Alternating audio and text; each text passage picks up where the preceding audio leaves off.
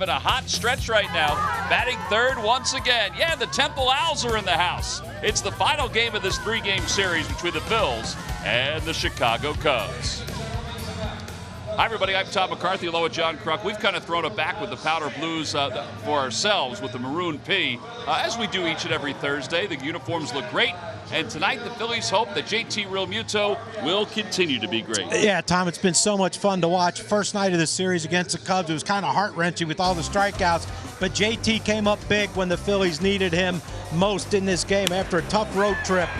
He gets him started right there at that home run off of Quintana. And then later in the game, with Andrew Knapp on first base, he hits his bullet past Chris Bryant down at third base, down the left field line. Andrew Knapp scores. The Phillies go on to win the game on that double, go to third on the throw. And then last night was just fun. The offense was a great outburst last night, what they needed. And JT was right in the middle of it again with the double right there. And then this laser for a grand slam, his second grand slam of the season. And what the Phillies needed, they needed a laugher, they needed a blowout, they needed to relax. And JT is the guy that's been supplying that relaxation for this offense. Last 17 games, unbelievable numbers, 350, 5 homers, 17 RBIs. He has done everything you can ask of what we expected when we got him.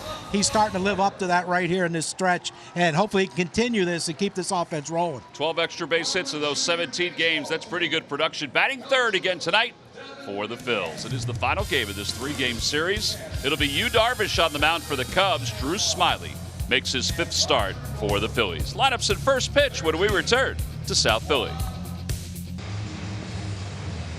Let's take a look at the Cubs lineup. It's brought to you by Xfinity, the fastest internet in Philadelphia. Anthony Rizzo leads it off at first base. Castellanos bats second. Those are his numbers against left-handers. 6 home runs, 13 runs batted. He's been really good since they acquired him from the Tigers. No Baez tonight. He's under the weather. No Hayward, still battling the sore knee. Drew Smyly's on the mound. Trying to do, I think, John, not what Aaron Nola did last night, although that would be great, but really what Vargas did 2 nights ago. Yeah, give us a chance. Look, last night was an unbelievable night for our offense, and one of the reasons why, to me, was they were aggressive early in the count against Cole Hamels, swinging at fastballs and not missing them. They have to have that same approach tonight against Darvish, but Darvish is different. He'll throw anything at any time. It's just the way he pitches. But Drew Smyly, all you ask, keep us in the game, give us a chance. Just like Vargas did in the first game of the series, and good things are going to happen. Well, swing and a miss by Rizzo to start the game. The count is 0-1. Rizzo hitting .284. He's 1 for 8 in this series. Leading off and playing first base tonight. Rhys Hoskins is leading off for the Phillies and playing first base. Cubs were the last team to have their first baseman lead off and the opponent lead off. That was against the Cardinals in July of last year. Little tapper foul, and it remains 0-2. Home plate umpires Gabe Morales.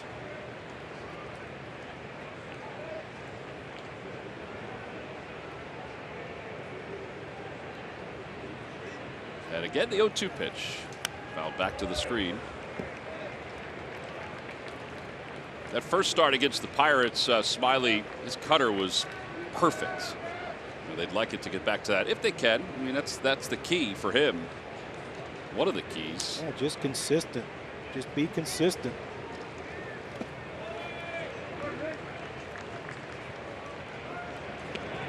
1-2 to Rizzo. I think these are my favorite uniforms that the Phillies wear. They are sharp. Throwback Thursday. Yeah, especially the way the players dress them up, some with light blue shoes. I know Kingery wears light blue shoes and white. And they look good. There's Hazley out in center field, 1 out. And here comes Nick Castellanos. Castellanos 3 for 8 with a home run in this series. Now, were there some of our players angry last night when he ran, which is okay, but then he continued on because we were shifting whoever was hitting? I'll be honest with you, John. I didn't ask any of the guys. I talked to a bunch of guys today, but didn't ask about that. Yeah, because I know Andrew was looking in after the last out. And Nicasio was looking. Well, how would you have felt? We're winning. We're beating you 11-10. You could have ran home if you wanted. Yeah. 1 ball and no strikes. He has 16 home runs combined. But it also could be one of those teaching moments, too, for the Phillies. Like, hey, someone has to get there. If it happens today, then someone has to be there. In a close game, someone's got to be there. 92 on the outside part of the plate. It's 2-1. Joe Maddon's team begins play tonight, tied with the Cardinals, although the Cardinals have a percentage point lead, if you're going to go deep into it, for the top spot in the Central.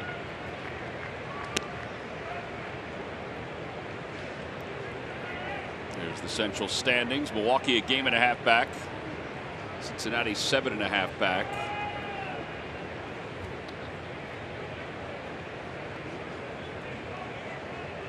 Not many games tonight, is there? No, it's a quiet Thursday.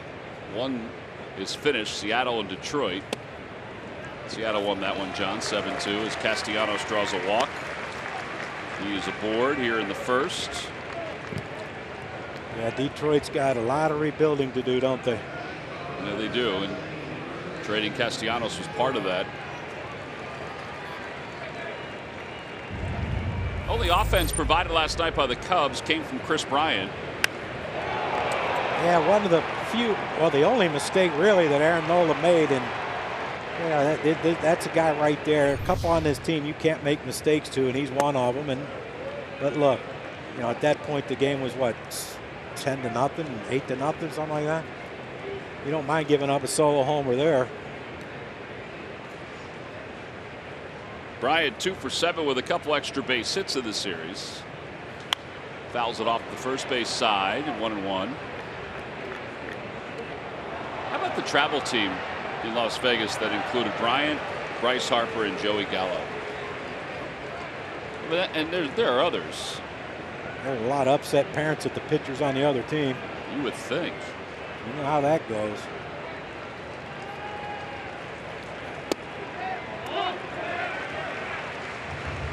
Hey, we have been working him inside, hard inside, and that pitch right there he thought was off the plate. It was borderline, but he's hit a lot of balls foul down that left field line, close, but you got to stay in there on him. He's so long. They tried it again, this time with a cutter, and it's even now 2-2.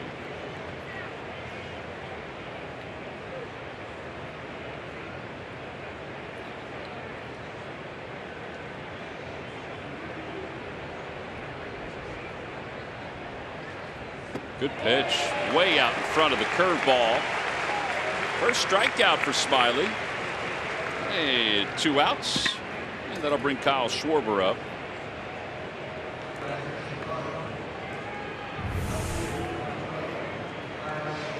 Nice breaking ball right there by Smyly in perfect location. 2 strikes. You got to be a little more aggressive in the zone. Happily for us, that wasn't in the zone. He swung through it. And now Schwarber, who was out in left field last night, in left field again tonight. 0 for 4 in this series with a couple of strikeouts.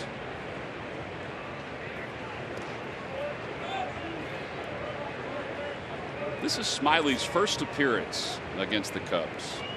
And we say that with a little sense of surprise because he is 30 years old. But he's only faced the National League. He's only thrown 71 2/3 innings against National League teams.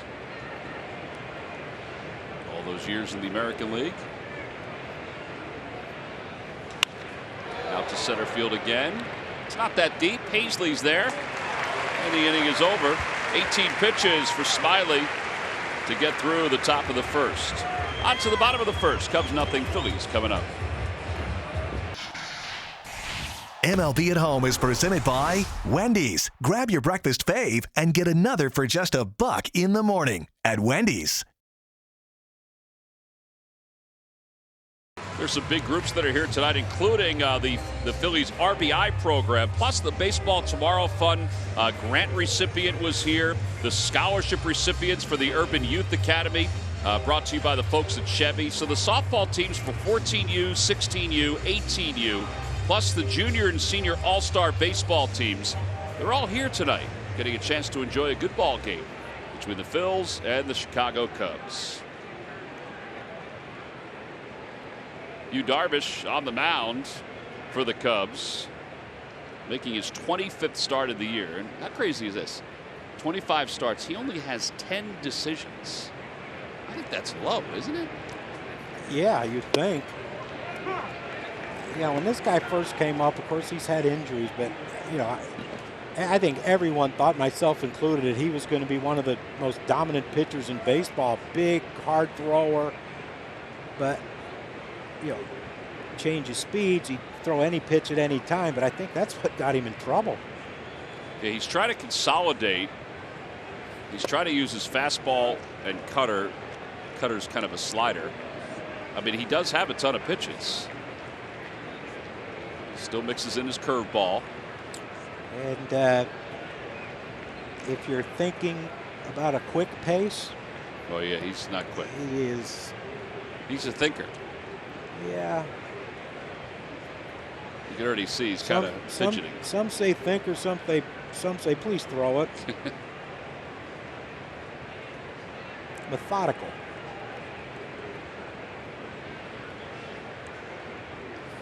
Fouled down the right field line by Hoskins. It's 1-2. Rizzo 1 for 8 in this series, but he got things started last night in the leadoff spot with a single, came around to score, and then had a sac fly in his second plate appearance.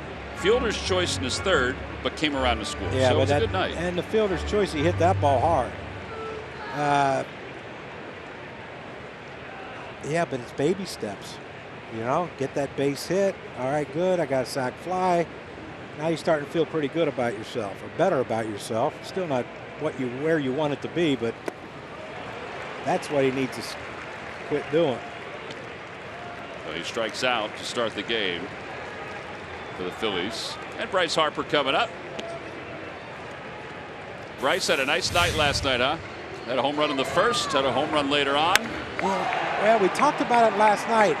Game 1 of this series, he and Reese 0 for 8 with 6 strikeouts. Base hit in the first inning by Reese, followed up by the home run by Bryce, and then that one there and up into the second deck was just so loud down there where we were sitting, and those are our giant home run replays. Bryce Harper, 2 big ones last night. 292 against the Cubs this year. So 3 for 7 in this series.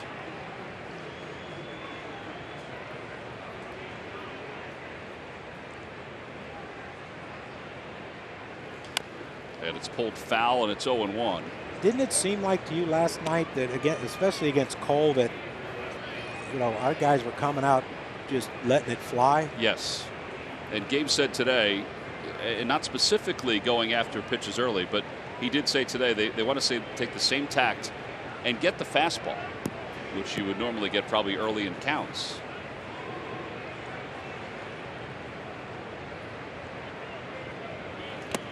That ball got Bryce Harper, so he'll get first base.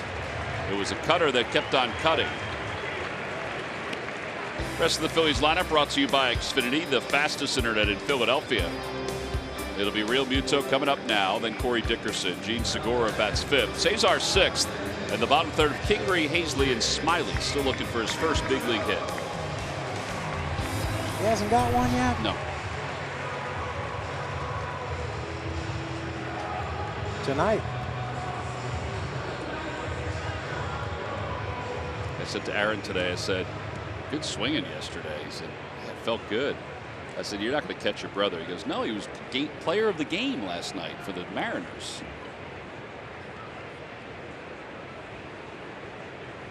That's got to be nice, though, for your parents, right? Yes. Have one on the East Coast, one on the West Coast. You can watch them both. Nice, but tiring. Well, sleep's irrelevant, Tom. Talking to Aaron today about his brother Austin, he said one of the great things is that he's been given a chance. He's done well, and that means he'll be given another chance next year. Do we play them next year? We do. That could be fun. 1 ball, no strikes to Real Muto with a runner at first. 1-1. Corey Dickerson on deck. Corey got hit by a pitch Tuesday night against Quintana, and not only did he have a bruised pinky and middle finger of his left hand, he also had the thumb of his right hand bruised.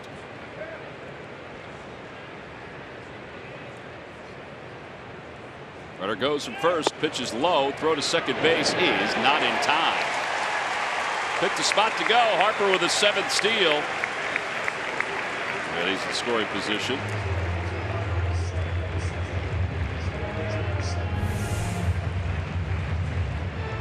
A great jump by Bryce, and we talked about Darvish, very deliberate to home plate. And this is what you would like to see all year. Aggressive swinging, aggressive on the bases. Talk about making the game more fun. And we had an inning last night against Cole where he threw 3 pitches. We had 3 hits and a run. Popped up outside of first. Rizzo has some room. That makes the catch.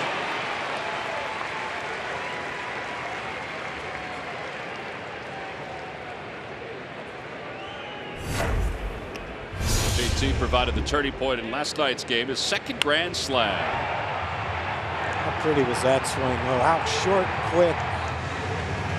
That wasn't a big launch angle swing. That was just a line drive that carried about 360-something feet. That's another Toyota turning point. 2nd grand slam of the season for JT.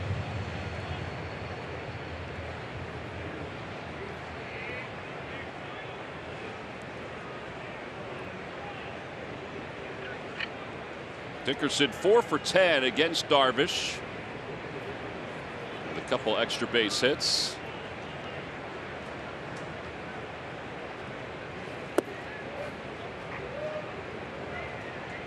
Here's that hit by pitch from game 1. Quintana on the mound.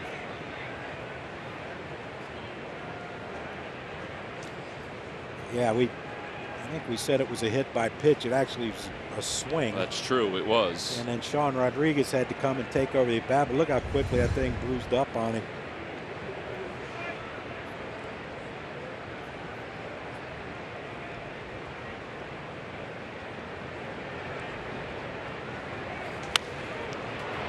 That was a mile up there. Rizzo, foul territory again, leans in, makes the catch. And the inning is over. No runs, no hits. A man left. Happy Cubs fan. 12 pitches for Darvish. We go to the 2nd. Tomorrow can only be better with Wendy's breakfast. Win with a breakfast Baconator, honey butter chicken biscuit, sausage egg and Swiss croissant, or a maple bacon chicken croissant free with mobile order purchase. Tomorrow's looking good. Manny Machado and the Padres are coming to town this weekend. 7:05 tomorrow, 7:05 on Saturday. That's Margaritaville night. Theme night ticket required. Plus Sunday is a 1:05 first pitch. The Aaron Nola Bobble figurine, courtesy of Valley Forge and Montco Tourism. Visit Phillies.com to order your tickets. I think the release, Aaron Nola's release, is perfect in that Bobble figurine. They really were able to emulate the way he looks before he lets go of the baseball. 1.5. Well, he's pretty consistent with it, so they probably didn't have to look through many pictures to get the right one. Crowder's shortstop. Segura throws out Happ.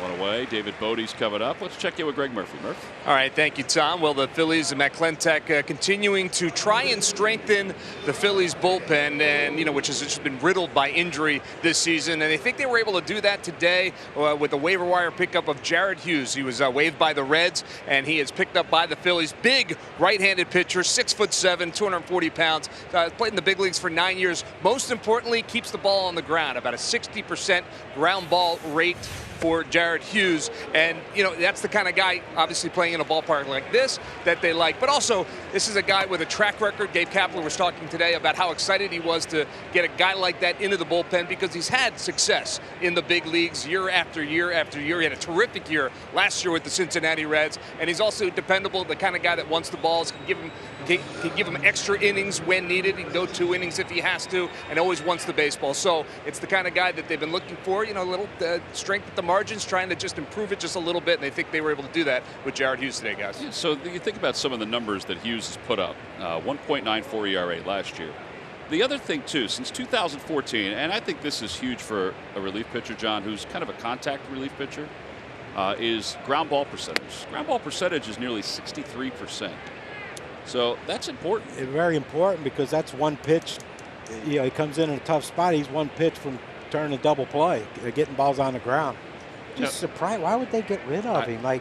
The only thing I can think of, and I think it's a financial move because now the Phillies become responsible for next year. So he has a $3 million option or a $250,000 buyout. But if he puts together, as Gabe said today, if we get him at the best time of year for him, because there are parts of this year where he struggled, he said that he's going to pay dividends.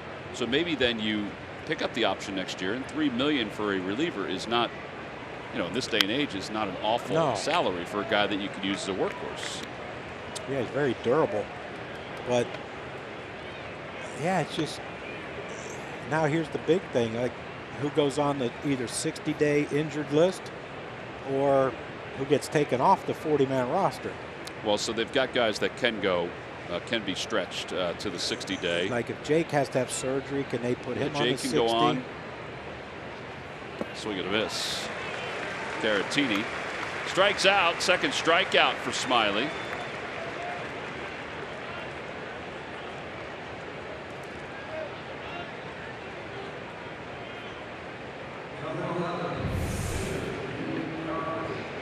Well, he got Bryant with the same pitch. Breaking ball down. Both guys swinging over top of it, then balls in the dirt. That tells you they're not picking it up well.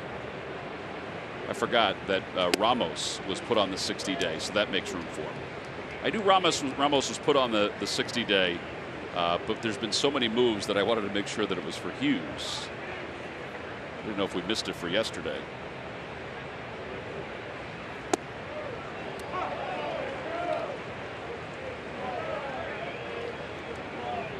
Barking starting. Bark in the park. Thought that pitch was down.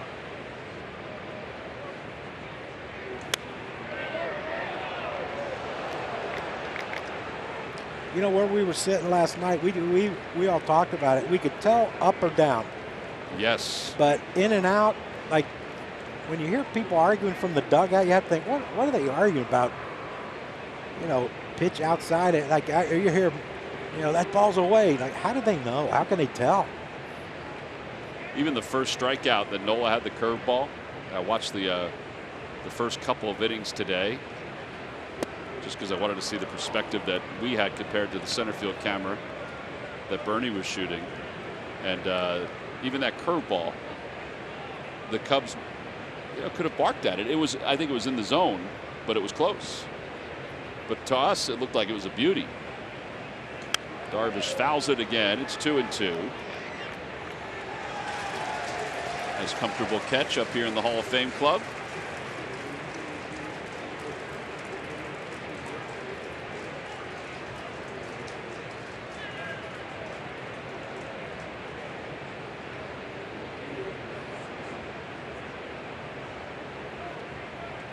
And a called strike three. 3 strikeouts for Smyly. No runs, no hits. A man left over at first after the hit batter. Middle of the second. Gene Segura to lead it off when we get back. Here's Segura to lead it off. He's like Gilligan, our little buddy.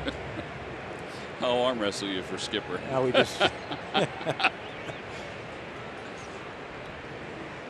Well, I sure as heck ain't the professor. Segura is 3 for 8 this series, and he lines it to center field, and it'll be caught by Almora. On the out-of-town scoreboard from Atlanta, the Mets have jumped out to a 3-0 lead. Pete Alonso, a 3-run home run. It went over 450 feet, John. Shocker. Tell you what, though, they're going to miss McNeil. The hamstring injury? Yeah.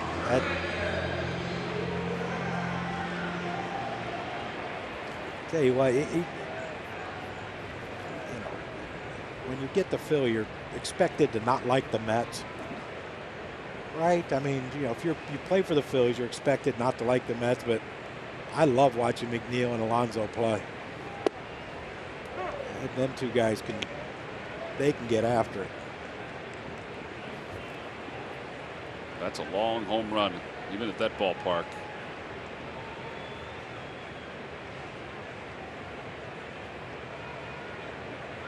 Cesar had a nice night last night. Phillies overall had 13 hits last night, 3 doubles, 3 home runs, 11 runs scored. Alonso, by the way, with that home run for the Mets, that ties Cody Bellinger's National League record for rookie home runs. Got a feeling he's going to break it. Just going out on a limb. Way to go. Yeah. Of course, that limb is from one of them giant sequoias, but still out on it. Want to bet? Check swing. Did he go? No. 1-2.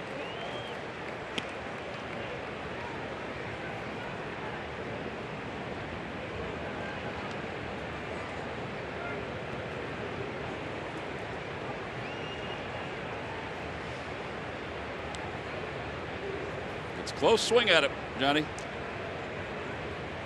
Cesar knows his zone.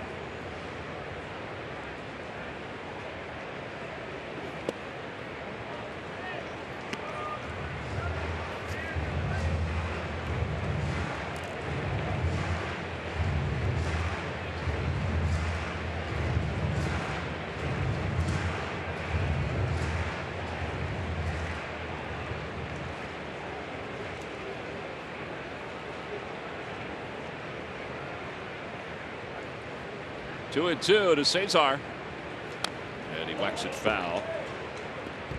Cesar's 4 for 8 against Darvish, who's allowed 26 home runs this year. That's tops in the National League. He's tied with Armand Marquez. Yusei Kikuchi from the Mariners has the major league lead. He's allowed 31 home runs.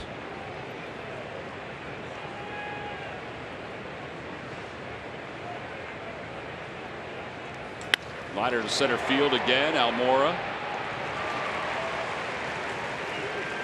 2 outs. Brings us to our Nissan upgrade to the technology of tomorrow today. Active leaders, strikeouts per 9. Chris Sale became the quickest the other day to 2,000 strikeouts. Pretty good rotation. Yeah, Robbie Ray, number 3 on that list. He got good news today. Yeah, when he went down. I think the Rays cringed on a number of levels. A lot of talk about him being traded too at the deadline. Good news, it's only back spasms and nothing seriously wrong with his back.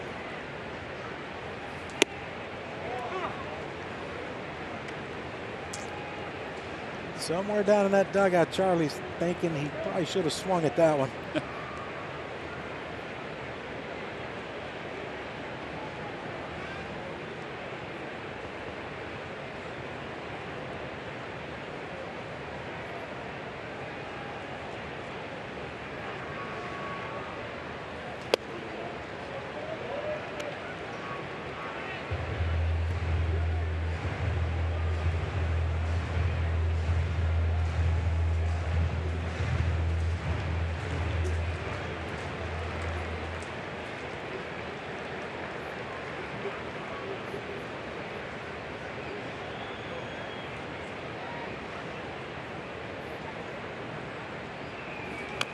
Little tapper. It's 1-2. That got a piece of Scott.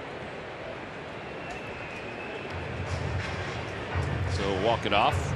Remember that you can always catch your fills even when you're not in front of a TV. Stream them with the My Teams app.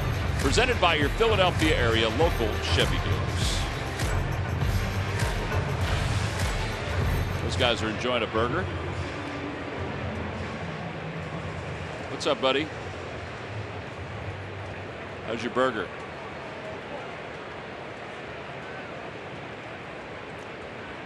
That's it. No food today. Nothing? Nope.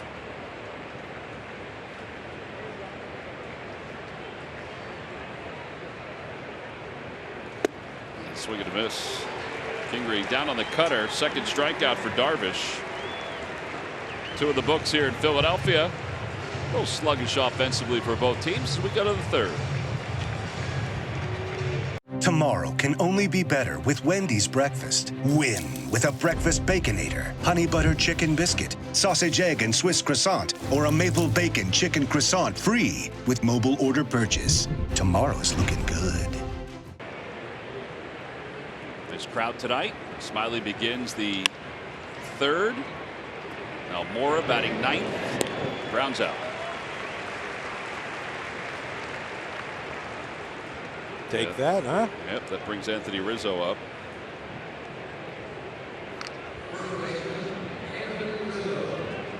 So we got to thinking about the 2 first basemen leading off. You don't normally see 2 first basemen leading off in the same game. The Cubs and the Cardinals were the last team to do it in July of 2018.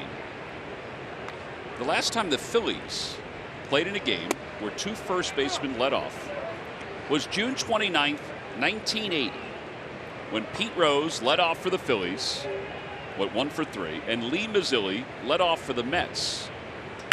There's a high fly ball to right center field. Harper going back to the scoreboard along with Hazley.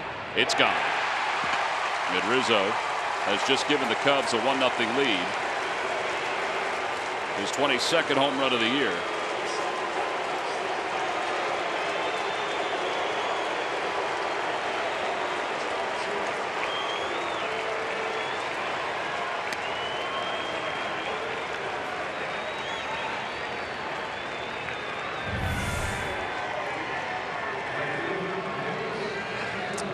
Yeah, that one asked me to be hit out. That was a hanger. I mean, a big-time hanger. Rizzo hasn't had the greatest of series so far these first 2 games, but that baby was asked to be punished, Tom. Pete Rose and Lee Mazzilli did not go yard back in 1980.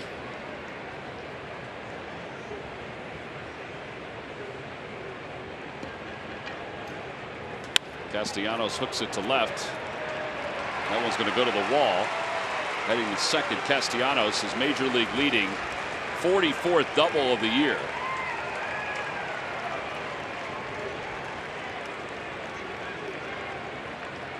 Had a runner at second for Chris Bryant. It looks like the Cubs are taking a page out of the Phillies from last night, swinging early in the count.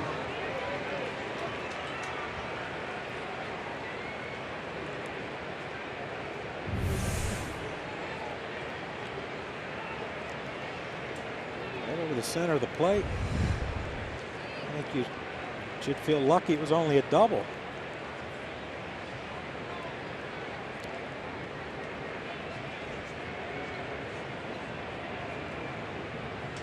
That one's out to center field. Hazley, though, has it lined up. Castellanos tagging at second. Hazley will let it fly. Castellanos is safe at third base. That's a nice strong throw by Hazley. Nobody else on, he can just let it fly. Yeah, just turn it loose. Hey, I thought that ball was hit better than that. But then when I saw Bryant jogging up to first, kind of figured it wasn't, but hey, pitched in college, Tom. Perfect throw, too. Look at that nice hop. Just a little high, it bounced up on him, but nothing you can do. Castellanos, we talked about him and Bryant. For bigger guys, they can run. Schwarber flied out to center at his first at bat.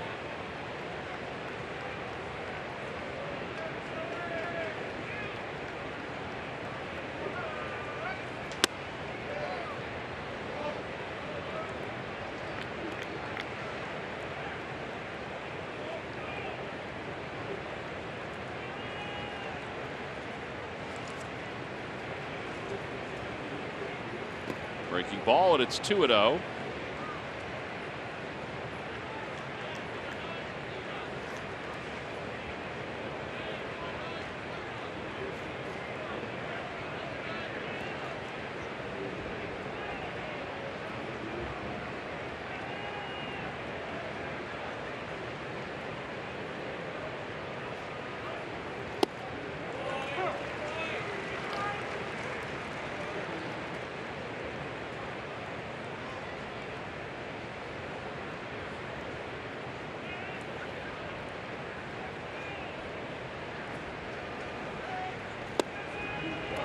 Two and two.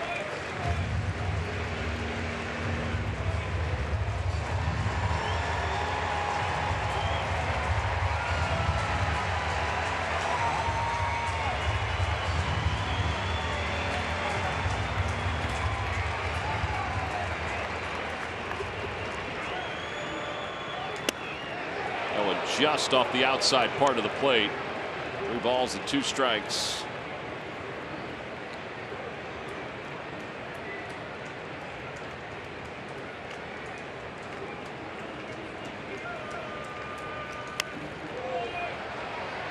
Boy, he had him way out in front trying to go after that curveball.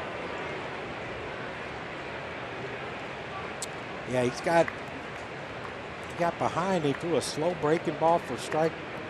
Make it 2-1, and then a harder cutter, it looked like, for strike 2. Saw that one there. That was tantalizingly slow.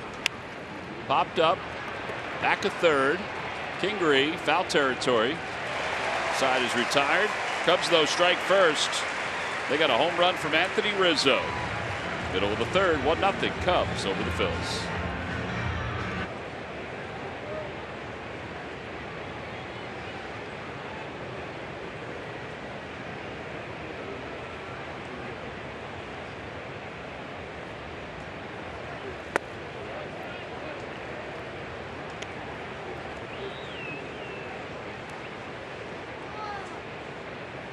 Adam Hazley. It'll be Hazley, Drew Smyly, and then Rhys Hoskins for the Phillies.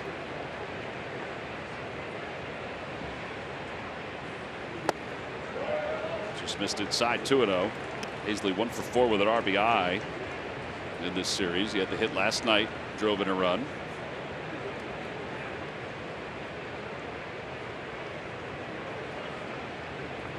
Hello.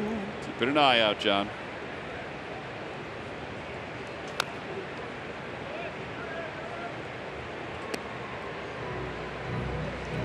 Phillies in this series have 22 hits, 11 extra base hits.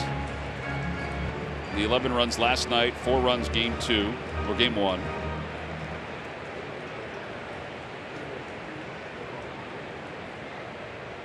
Something caught our eye.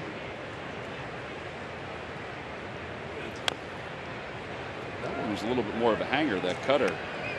Yeah, he's not on top of his game. Darvish isn't, but still haven't scored. It's a coming. He gave up 3 home runs in his last outing.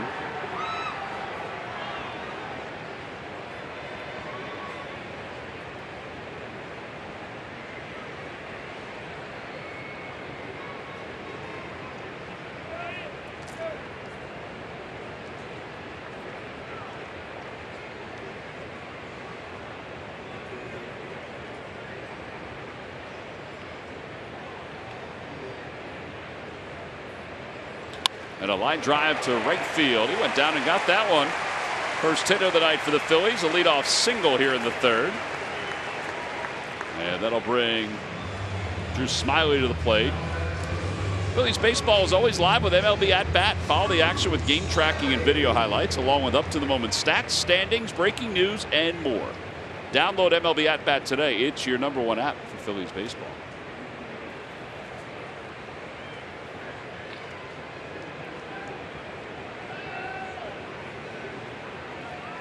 Drew Smyly does not have a major league hit, does not have a major league sacrifice. Let's take care of one of them right now. All right, well, that was in the box. Dusty Wathan doing the messaging. And Drew Smyly trying to decipher that messaging. Went through all that to bunt. Got to practice a little bit more, John. It's not textbook.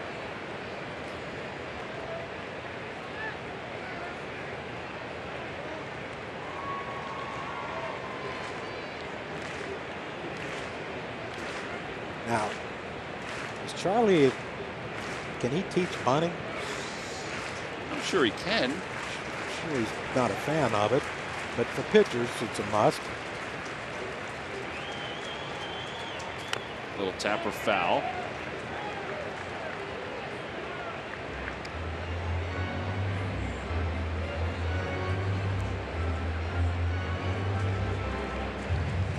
I asked Gabe today. I said, how was it last night in the dugout? He said it was great. He said, the one thing about Charlie that he even noticed last night is that he is relaxed. He said every once in a while he'd look over, Charlie would smile, or he'd wink, or he'd nod at him. There's a strike and a throw to second base. Little late and dropped by Bodie. Hazley with his first stolen base. So a strikeout and a man in scoring position.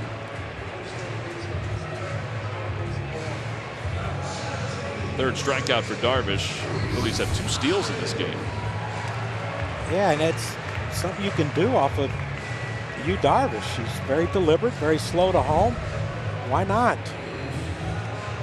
I just thought it was interesting last night when Bryce brought him a glass of water, Charlie.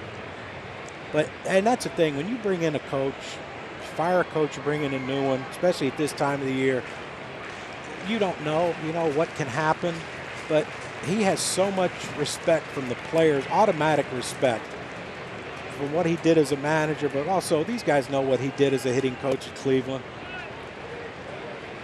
And they've spent time with him in spring training, so it's an easy transition to bringing in a complete outsider. I think that's the key, John, what you just mentioned, the fact that he spent so much time with them at spring training. Yeah, they already had a built-in trust for him, and that's the biggest thing as a coach, is the players trust you. It's 1 ball, no strikes to Reese.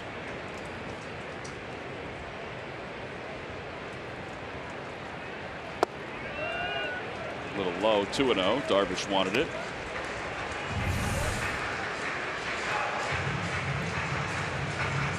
He thought he was just getting a fist bump. Look at Pedro laughing in the background. Got to stay hydrated, John. It's a beautiful man.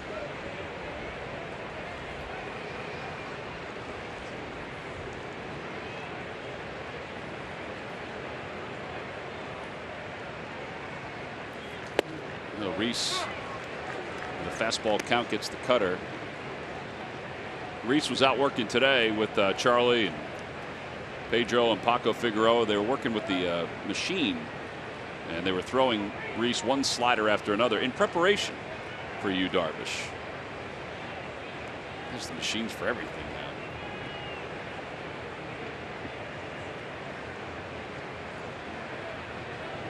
now. It's set it to all kinds of angles. Popped up, out to right. Castellanos comes running in. It's a good thing he did, because the center fielder Almora had his hands out. He didn't know where it was. We had 2 away here in the third. Bryce up.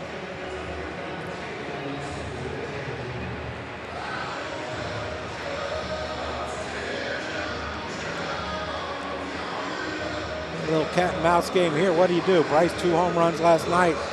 Hit by pitch, his first at bat here tonight. What do? JT's our hottest hitter, hit behind him.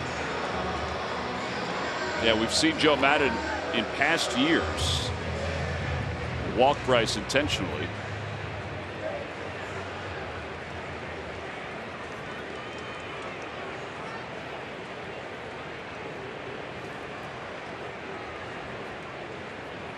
This is where if you're Bryce, you're looking you got a 3-0 green light, even though Darvish hadn't thrown a pitch to him. If you think they're pitching around you, but you still got to be aggressive with a fastball. You can't just let him throw strike one thinking he's going to pitch around me. Oh, he throws him the curveball.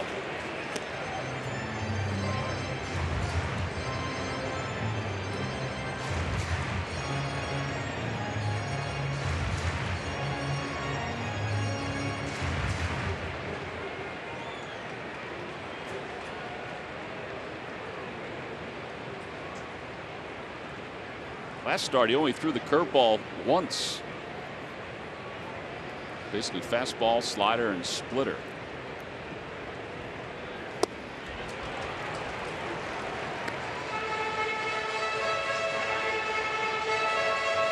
So he got to get back to balance, Bryce. Get back to that little toe touch. Get set quicker and just react. Yeah, he used the toe tap last night.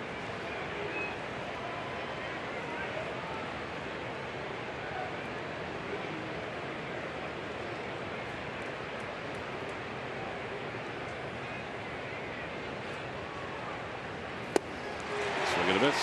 4 strikeouts for Darvish. Phillies do get their first base hit of the night. Hazley left at second.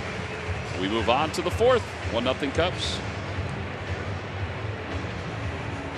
Tomorrow can only be better with Wendy's breakfast. Win with a breakfast Baconator, honey butter chicken biscuit, sausage egg and Swiss croissant, or a maple bacon chicken croissant free with mobile order purchase. Tomorrow's looking good. Drew Smyly warming up out of the mound here in the top of the 4th inning. Earlier today, we mentioned it's Temple night. Temple cheerleaders are here. Some of the football players were here signing autographs for some of the young fans. Some of the student athletes from the volleyball team were there as well. And there's Rod Carey, who's the new football coach at Temple. He fired one into the Fanatic, and Rod is standing by with Greg Murphy. All right, thank you very much, Tom. And yeah, Rod, it's where you showed your first pitch. It looked like maybe you played a little baseball at some point in your life. Yeah, like a lifetime ago. But yeah, we have a little muscle memory left. Well, it's great to have you guys here. Close to 200 student athletes from Temple University are here tonight. Got the whole football team here. I know you guys have been practicing for about 2 weeks. First of all, welcome to Philadelphia, and tell us a little bit about the excitement level for your first year as the head coach of the Temple Owls. Well, me personally, I'm super excited. The city has been unbelievable. Families moved here now, and it is so fun to be a part of it. Football team, you guys are working, and it's a great group to be around. We still got some more work to do, right? Yeah. But we're having a fun time. Tell us a little bit about what folks can expect when they come out and watch Temple football this year at the link over across the street. What can they expect to see? Listen, I hope they see a team that's hard-working, doesn't flinch, and keeps going the whole time. If we can get that, we got enough talent that I think the other things take care of themselves. I remember when you came to town in January, you got hired, and you came from Northern Illinois, where you had great success, and you said, this is exactly where I want to be, and this is where I want to be for a while. And that's, you know, for Temple football fans, that's exactly what they needed to hear, what they wanted to hear. What was the thought process there? Well, because it was true. That was the thought process.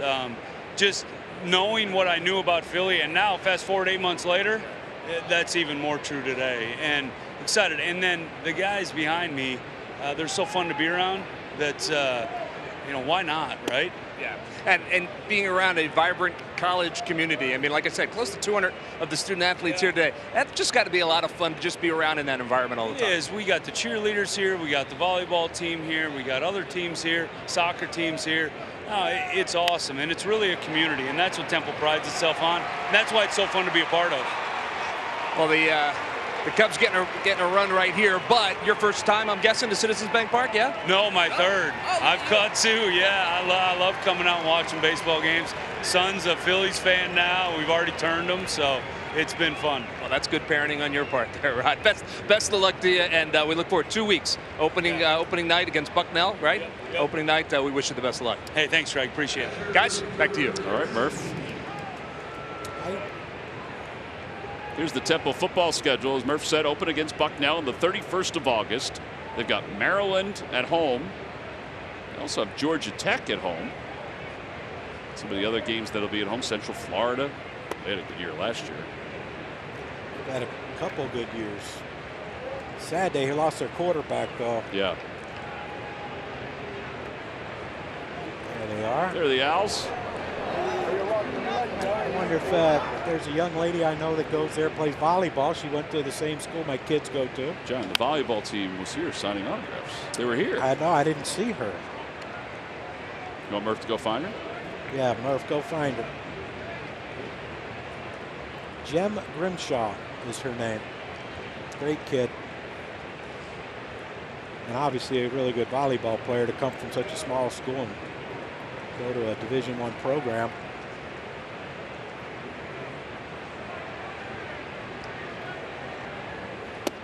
1-2 on the outside corner to Caratini. 2-0 Cubs. Anthony Rizzo homered in the third inning.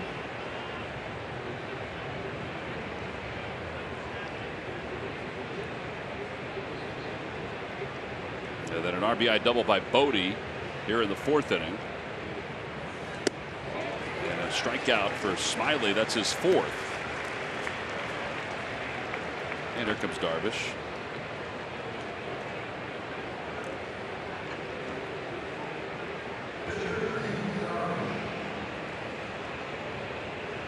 Darvish first time up went down on strikes. He went down looking.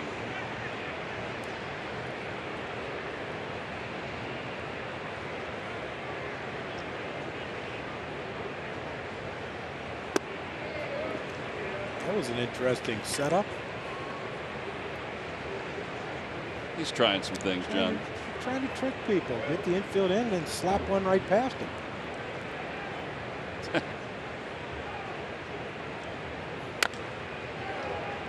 A little bit of a swinging bunt.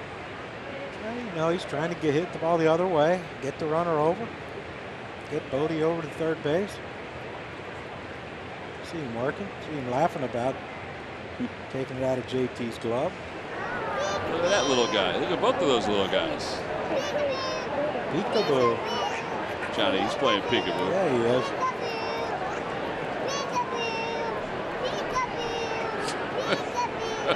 He's playing it a lot. Big fan. I see where he's hiding, though, behind Dad. 0-2 to Darvish. You're always good at peekaboo. Swing and a miss. 5 strikeouts for Smyly. Yeah, that brings Albert Almora to the plate. With school starting, kids will love the back to school backpack, courtesy of Fonte's Plumbing, Heating, and Air. Sunday, September 1st at 7:05. Free to children 14 and under. Visit Phillies.com to get your tickets.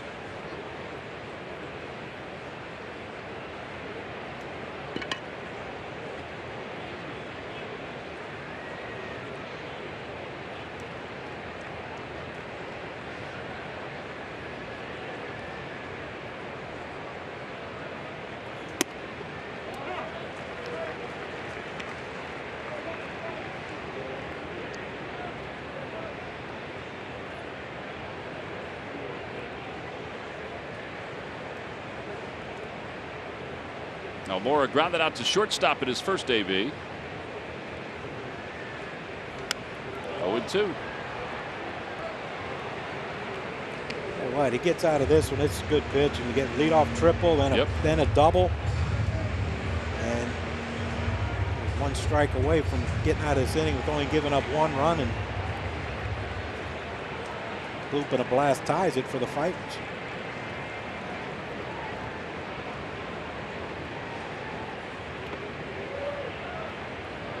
He tried a curveball. It went down a little too far.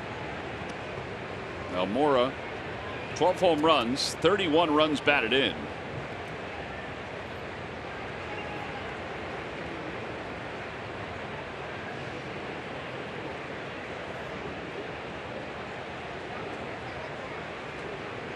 Bodie leads off second. And a looper out to right field. Coming on is Harper. He'll play it on a hop. Bodie heading home. The throw to the plate by Harper is high. A run scores. Going to second base is Almora. Now he's going to head to third.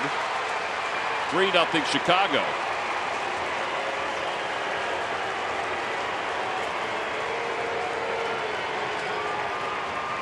Almora will get an RBI single. He'll go to second on the throw and third on an error.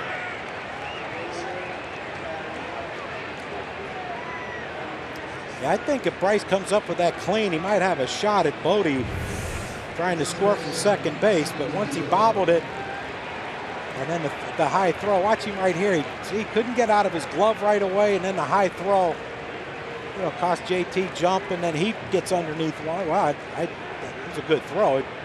Segura should have caught it. He's trying to get that quick tag, trying to steal him out.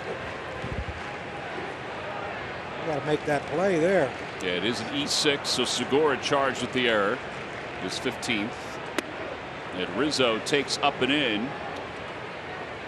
Hey, you had the very aggressive base run by the Cubs and by Almora to get third base.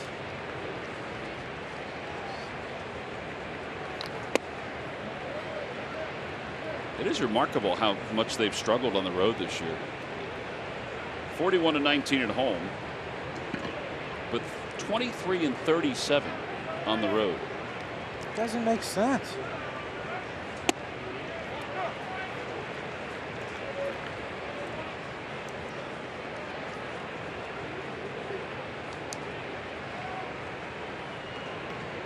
Phillies have already won the season series against the Cubs. They split the 4 games out in Chicago.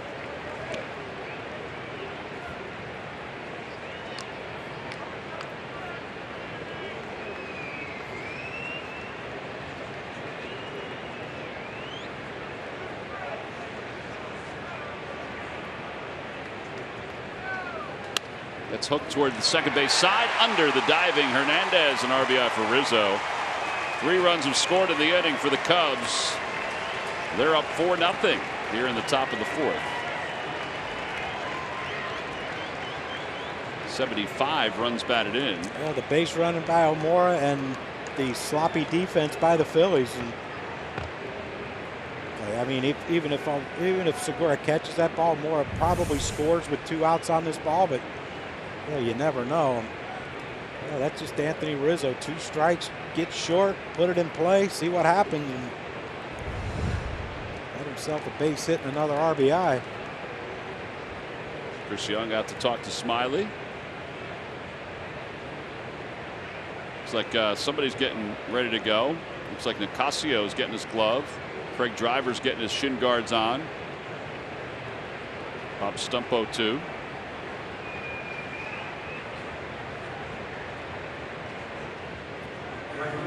And now Castellanos. Here's where you got to keep an eye on Rizzo. You look at him, not your typical leadoff hitter, but every once in a while he'll try to get a good walking lead and try to steal one. I don't think that lead, but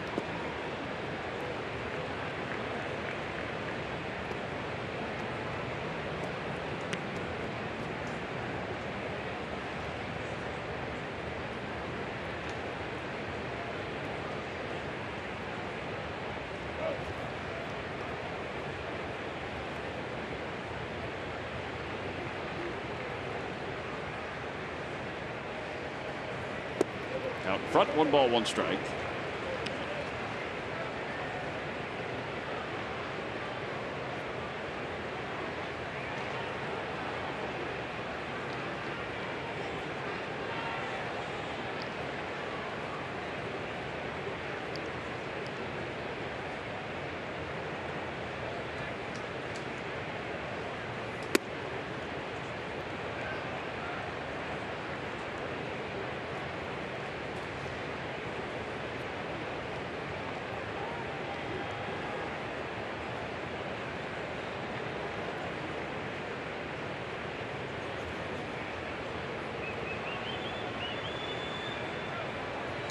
Fly ball center field. Hazley comes sprinting in. Cesar out. Hazley still coming in, and he puts it away. Thankfully, he was up there for a long time. 3 runs do score in the inning for the Cubs. They get 3 on 4 hits. We head to the bottom of the 4th.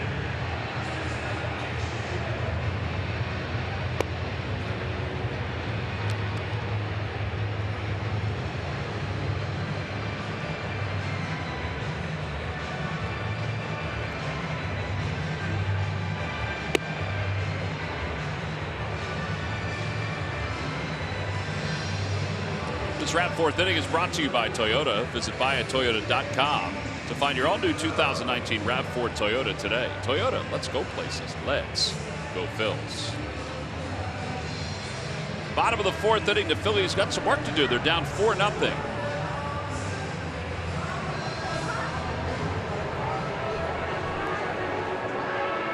JT Realmuto will lead it off.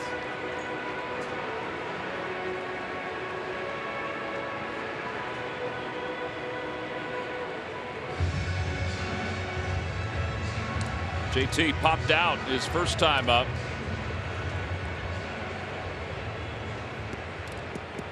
It'll be Realmuto, Dickerson, and Segura.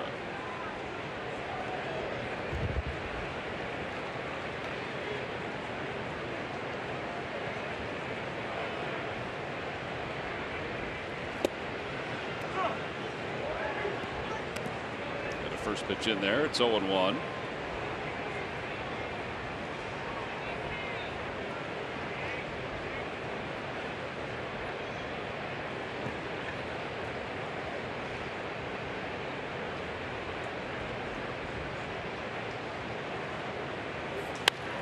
It's the opposite way. Castellanos on the run. He can't get it. It's over his head. And Realmuto will pull into second base. 28 doubles on the year.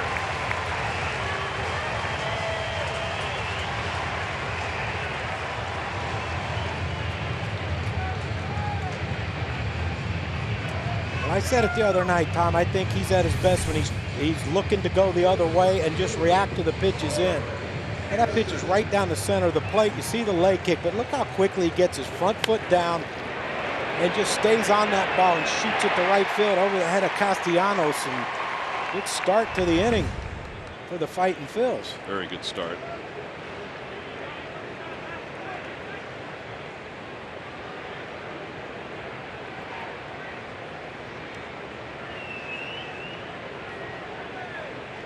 So now Dickerson, who popped out into foul territory also in his first at bat. Again, Darvish is prone to give up the long ball. He's given up a National League high 26 this year, including 3 in his last outing when he went 6 innings, allowed 4 earned runs. He didn't walk anybody, and he's really not walking people recently.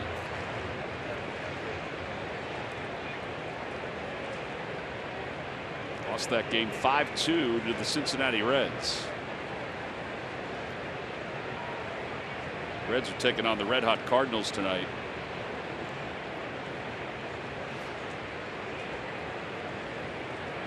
These Cubs have 7 games left with the Cardinals. That's going to go a long way in deciding the Central, including the last series in St. Louis.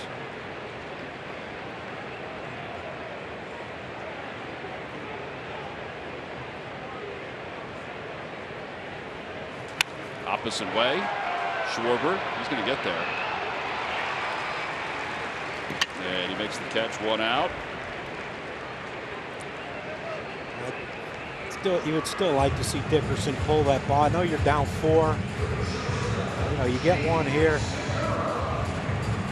Earlier today, Johnny, the School District of Philadelphia hosted the hashtag Ring the Bell press conference at the Yard. The championship-winning Frankfort High School baseball team, the Pioneers, took part in the event. Scott Palmer hosted it. Superintendent Dr. William Height was here. Mayor Jim Kenney, Board of Education President Joyce Wilkerson, the Fanatic, the Phillies ball girls. You saw Roman Quinn, too. The event concluded with the hashtag Ring the Bell moment, signifying the home run these kids have made to ensure their fellow students are ready to start the school year. Segura toward the middle. Bodie makes the play. Over to third, Real Muto, 2 outs. Boy, it'd be nice to get this 1 run home. Yeah, that's what I mean. You know, you get the guy over, that ground ball right there scores him. Because you know the Cubs aren't going to play the infield in up 4. But you cut the lead to 3. You know, it's still early in the game. You get one here, you get one there, you get back in this thing. I think the offensive execution down the stretch for the Phillies has to be a big key to their, if they're thinking about getting into the postseason.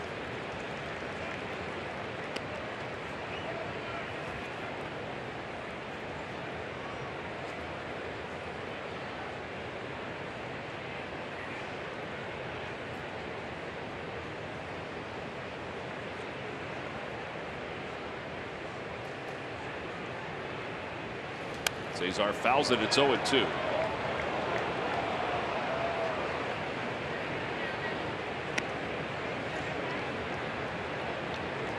And what a big lift this would be if Cesar could come through. Absolutely.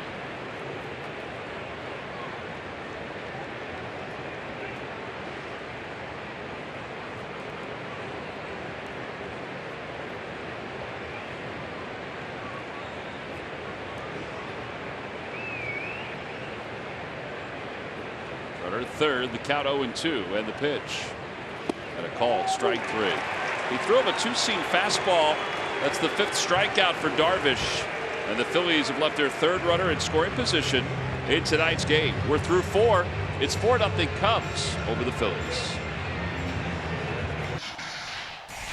MLB at Home is presented by Wendy's. Grab your breakfast fave and get another for just $1 in the morning at Wendy's.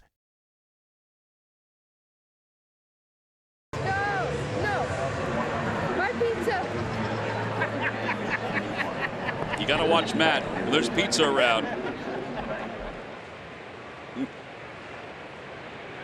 It's reminiscent when Murph stole those French fries from the kids.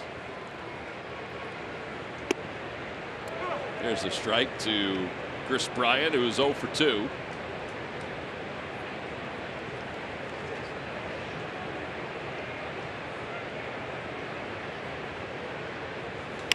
Bryant lifts it out to shallow center. Cesar sprints out. That makes the grab. 1 out here in the 4th. Kyle Schwarber's coming up. And Schwarber's 0 for 2. He's flied to center. He's popped out to 3rd.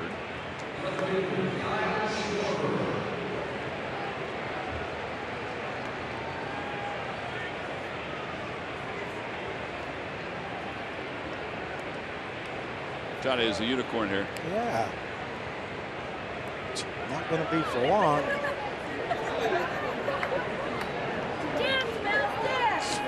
It's a mean unicorn.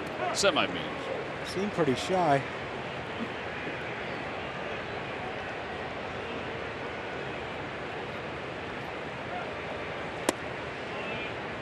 The pitch just missed. It's 1 ball, 1 strike to Schwarber.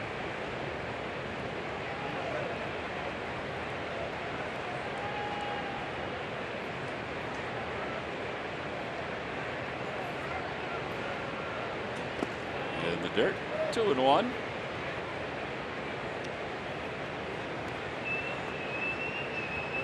Cubs have lost 15 of their last 23 on the road. 8-15. It's just hard to fathom with that offense that they have. Yeah.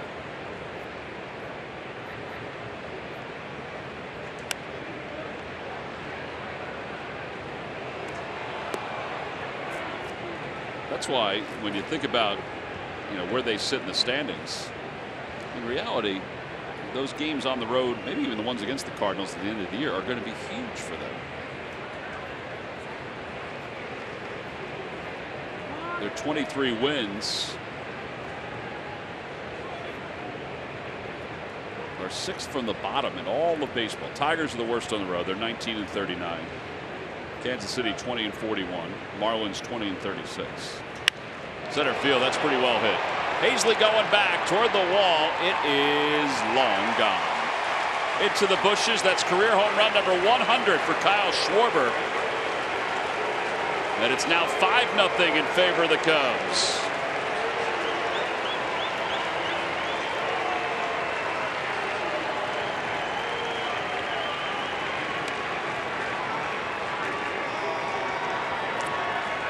Little doubt about that one. That ends an 0 for 10 for Schwarber. Yeah. He got a hanging breaking ball that he was late on and fouled off, but he was on time with that one, and he had no doubt about it once it left the bat that baby was going out. That one's down the left field line, hooking foul. It's 0-1. Casio's going to start to warm again. But every team has their warts. I mean, if the Cubs are going to win the division, they no doubt have to play better on the road, because they got a lot of games coming up against the National League Central.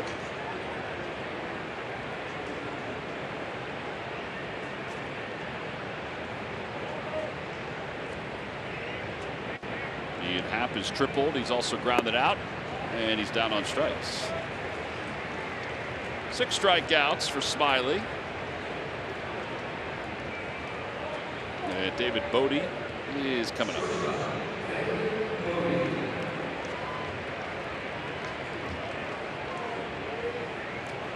Yeah, a little different night tonight than last night. 2 hits for the Phillies.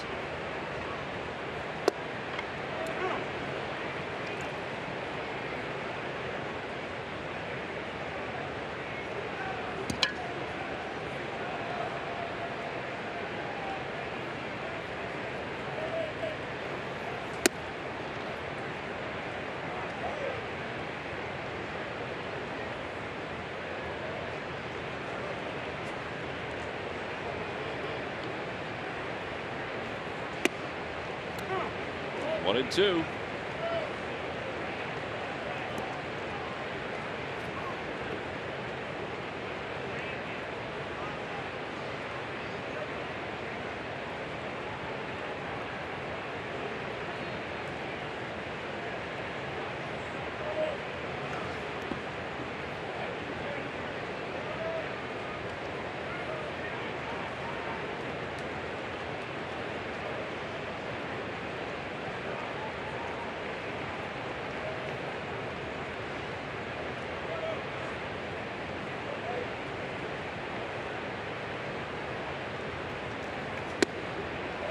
Three balls, 2 strikes.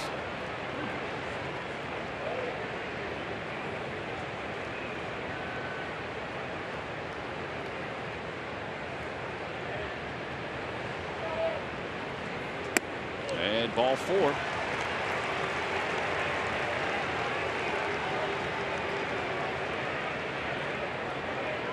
Smyly's due up third next inning, so Gabe would like to see him get through this inning, and he doesn't have to either make a double switch or burn a bench player early, or burn a reliever early. Caratini has struck out twice in this game. Fly ball right field, fairly deep, playable though for Bryce. And on the edge of the track makes the catch. And the inning is over. But the Cubs add one more. The 100th career home run for Kyle Schwarber. Middle of the 5th, 5-0 Chicago. Tomorrow can only be better with Wendy's breakfast. Win with a breakfast Baconator, honey butter chicken biscuit, sausage egg and Swiss croissant, or a maple bacon chicken croissant free with mobile order purchase. Tomorrow's looking good. Well, they got the baseball that Kyle Schwarber hit. Delaware Valley Audi dealers show us the numbers from StatCast. 107.6 miles an hour off the bat. 4 miles an hour faster than the league average. And that's why it went 400 and whatever feet for his 100th homer. Congratulations to Mr. Schwarber. I'd like to have seen that on the news. Not here, but. Yeah, a recap of another game the Cubs played. Fastest Cub to 100 home runs.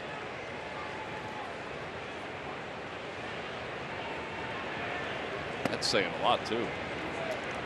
Yeah, he missed almost a complete year and plus with the knee injury. That devastating knee injury he got in Arizona. Collided with the center fielder. And that was ugly. Chris Bryant had been the quickest. He had gotten to 100 home runs in 487 games. Schwarber did it in 453. Kingery takes a strike. It's 1-1.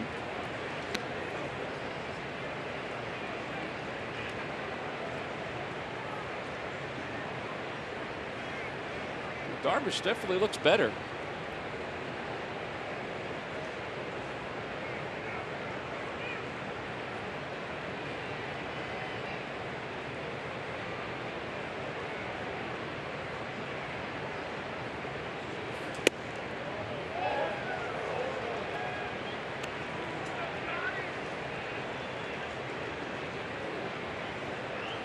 I think he was happy about that. It was off the plate. It was close. Yeah, it wasn't that close to be upset about.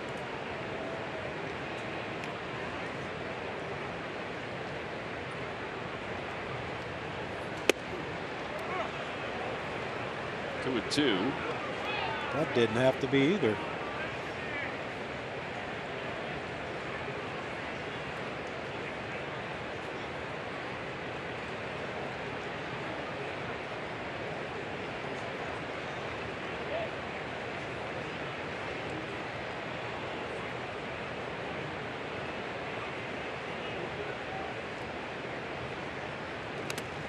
Kingery gets a piece of it to stay alive.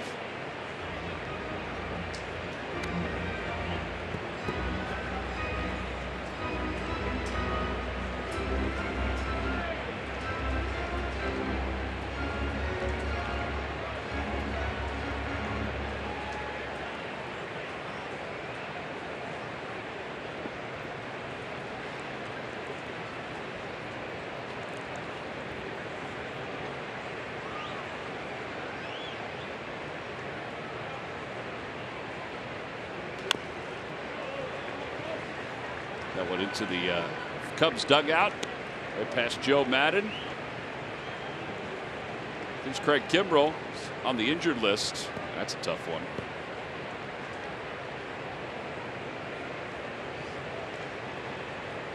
Yeah, you missed most of the season, most of the first half of the season waiting.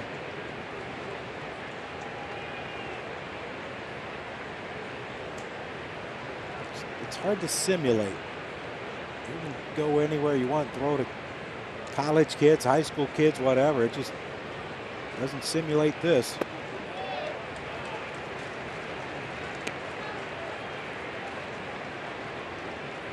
It's now full to Kingery. I read somewhere today where Cole didn't get permission from Major League Baseball to wear the Apparently not. This David Montgomery sticker in honor of David, and he just said, well, then I'll just pay the fine if they fine me. Whatever the fine is. I can't see Rob Manfred fining him. Now that may be one that just quietly goes away. 6 strikeouts for Darvish. He gets Kingery for the second time. Now it's your turn to live your dream. Being part of the Phils and Phillies Fantasy Camp. January 22nd to the 26th of next year. 5 days, 4 nights at the Phillies Carpenter Complex. The Bull will be there, so will Crucker, Jim Eiserreich, Mill Thompson, Mickey Morandini. Chuck will be there too, Charlie Manuel. For more info, go to PhilliesFantasyCamp.com. There's Cole. Just didn't have it last night. It's not often that he lasts just 2 innings.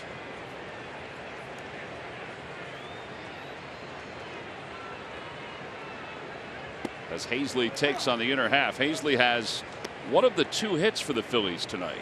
I think Caratini and Darvish learned something from last night, because we attacked Cole early. You see Darvish spinning a lot of balls, first strike.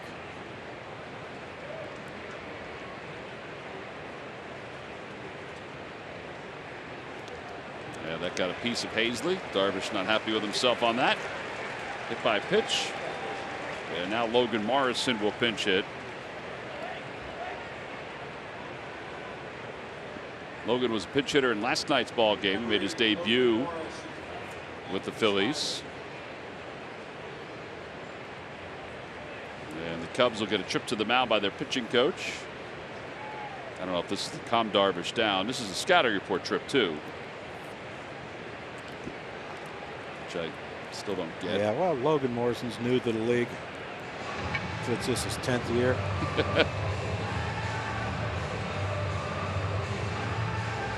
Accountability, John. You know, every team does it, though. That seemingly every team does it. They do. Every time a pinch hitter, let's run out and reassure them that this is how we have to pitch him, because, you know, 2 hours ago, it's tough to remember something that happened 2 hours ago. For young kids, you know, young guys like this. Like Darvish, yeah. You know, guys like us, there's steel traps up there in our heads. You know, we catch everything and don't ever forget. Well, those are Morrison's career numbers. His best year was 17 with the Rays. He had 38 home runs, 85 runs batted in. With the Marlins in 2011, he had 23 homers and 72 RBIs.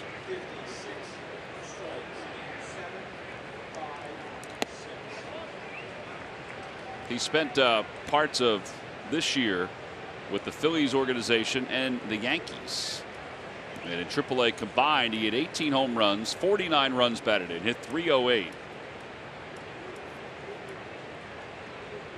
Felt like there was nothing else he needed to accomplish down there in the minors. Yeah, you know, you've been in the big leagues for that long and you put up those numbers in AAA. I mean, give him credit for, a lot of guys wouldn't even want to go down to AAA.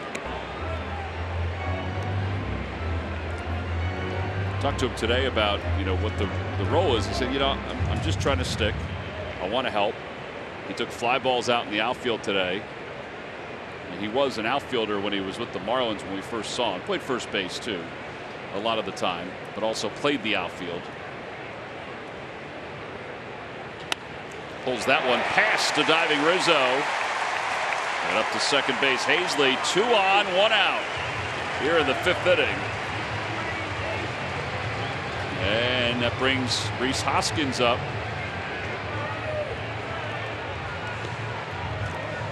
I mean, Darvish pulled a pitch that hit Hazley. And, you know, Larry Anderson and I talk about this a lot. Like, you know, there's a certain rhythm to pitching. There's a certain rhythm to hitting. And he always thinks that, you know, unless something really bad happened, you shouldn't go out to talk to him. Like, look, Darvish pulled a pitch. He hit Hazley. He knew it. You know, to go try to settle him down or give a scouting report, it just, I don't know. I couldn't imagine being a hitter and having a hitting coach call time and say, hey, they're bringing in this guy. Here's what he's going to throw you. I'd go nuts.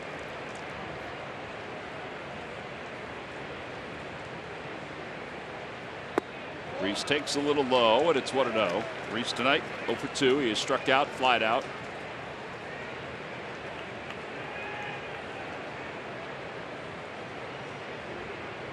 All right, Rhys, turn it off. Turn off the brain, just see it and react.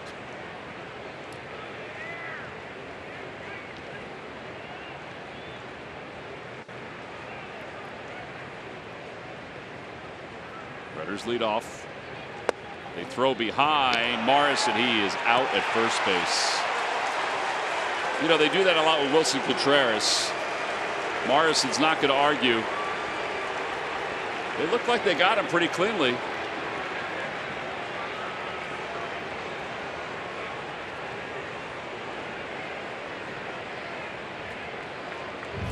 He was way out there, and you know, you're down 5 runs. Kind of play it safe, better safe than sorry, and you know, there's a reason why that pitch was thrown away. So Caratini can just catch and throw from his knees. Got him. It was a well-executed play. Yeah.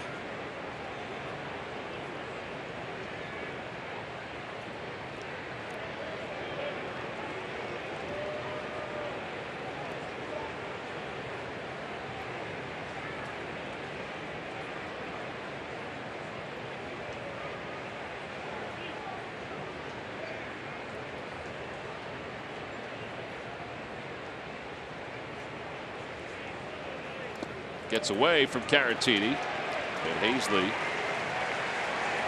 goes to third. Wild pitch.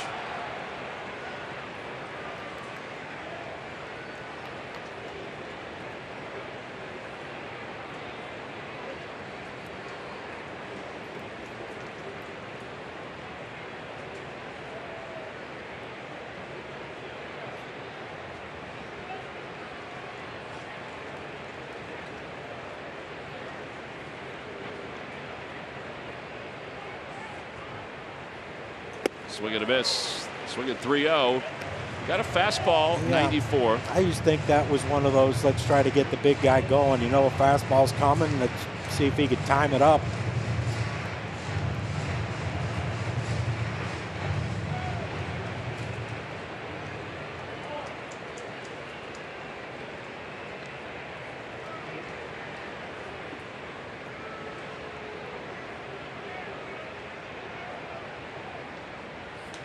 Popped up.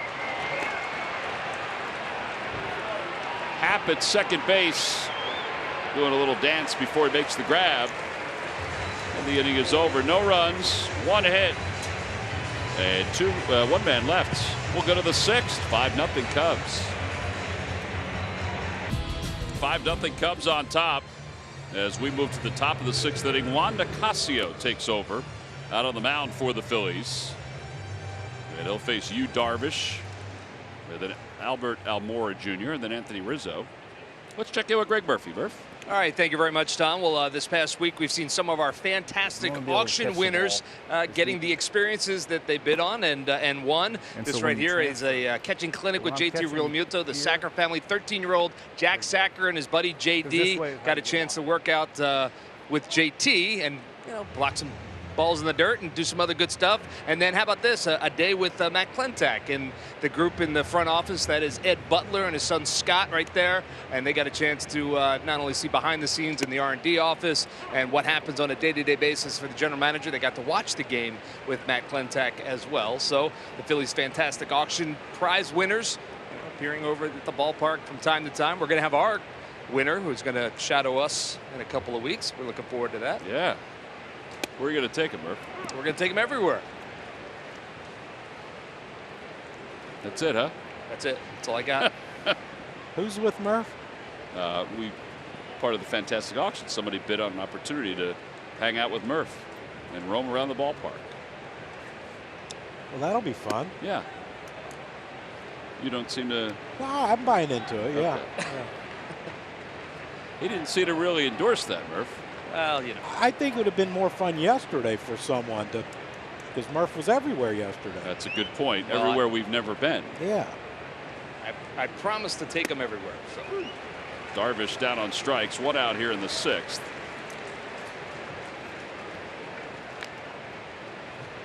Take it back to the window. All that's remaining is the Fanatics hat. But here's Albert Almora Jr.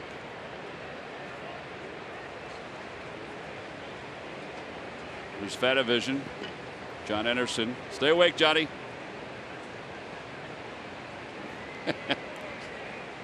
Scott Palmer filling in for the great Dan Baker. We hope Dan continues to recuperate, gets back here to the ballpark as quickly as possible. There's Scott. Scott looks like he's cold. Yeah, there was some frostbite warnings this morning. Saw some people had to get the heaters turned on. 2-0. You always want to be protected against the cold when it's hot and muggy, Tom. That's right. Scott is doing an excellent job, by the way, filling in for Dan. Yep. Those are huge shoes to fill.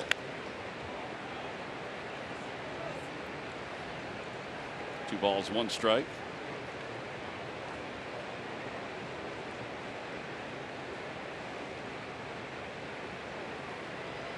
My favorite thing about when Dan announces is when he does at the beginning of the game, when he emphasizes the United States of America. Opposite way, Harper heading back. He's got room right on the edge of the track. There are 2 outs.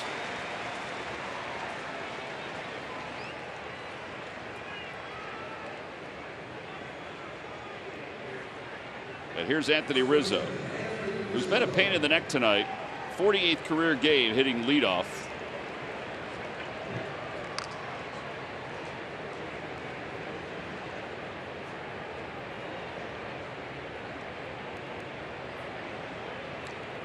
Yeah, home run and an RBI single for Rizzo. Carl just gave me a note, which I had no idea. I knew this was his 48th game leading off. I know he had his on-base percentage of .416 as a leadoff hitter.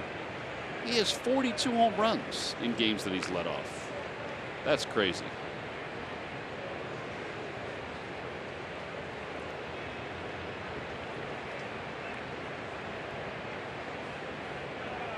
One ball, no strikes, a bit outside. Here's his home run in the 3rd inning. Zach Castelli, powered by AWS, gives us a look at it. Our buddy Jim Kurtz caught that ball out in the 1st row.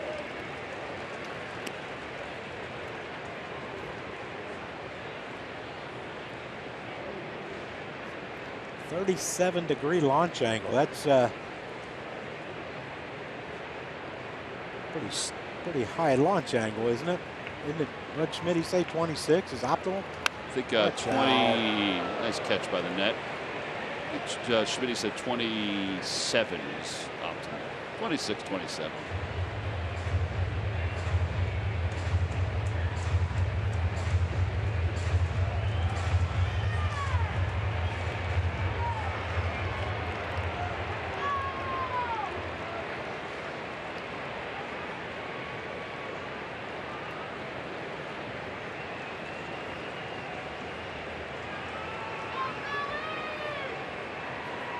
Two pitch coming off the hands on one hop Segura right side.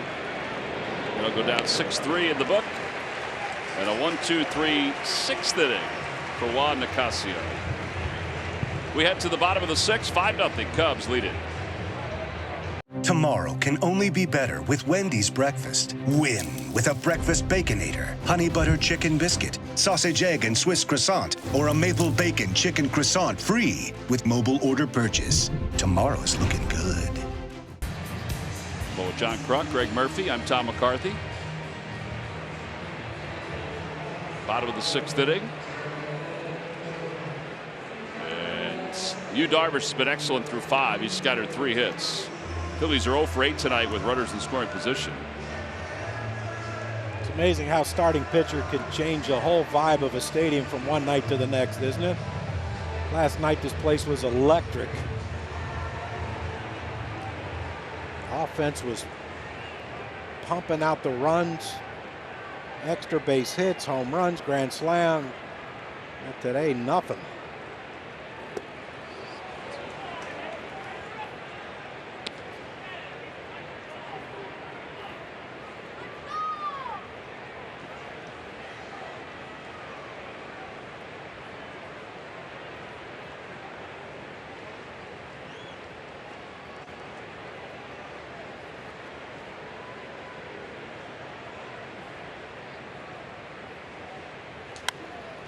Popped up and slicing over the 3rd base side.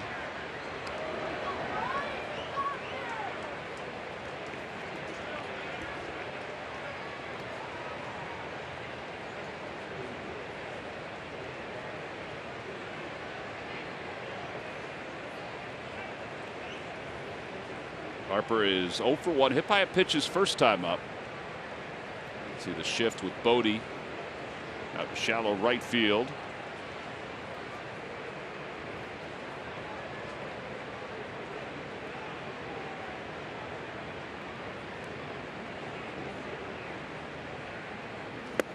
Bit outside, 1-2.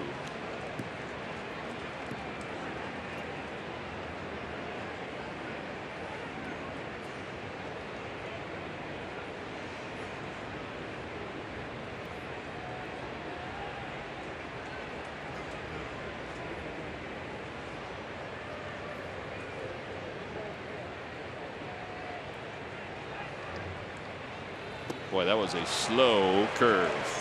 Swing and a miss, 7 strikeouts for Darvish. And that's 1 away now for JT.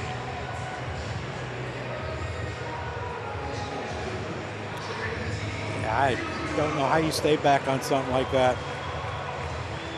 71 miles an hour. I mean, if he's throwing 80, 81, you can.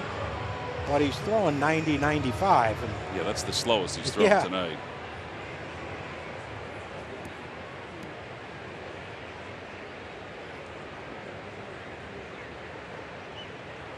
All right, so now JT, who was 1 for 2, double the opposite way.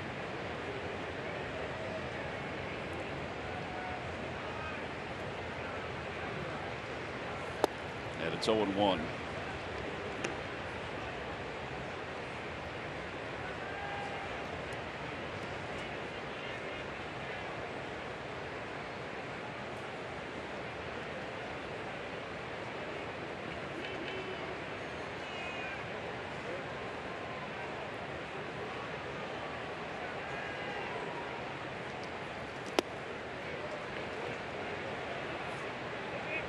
What the heck happened with that pitch?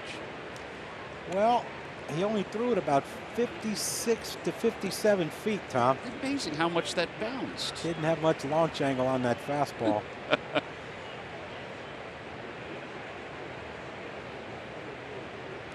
Think about it, though. Where Caratini wanted it, he wanted it in. Almost got it there. I think JT was marveling that he actually caught it. Toward the hole at shortstop. Bodie, nice play. 6-3 on the put out for the second out.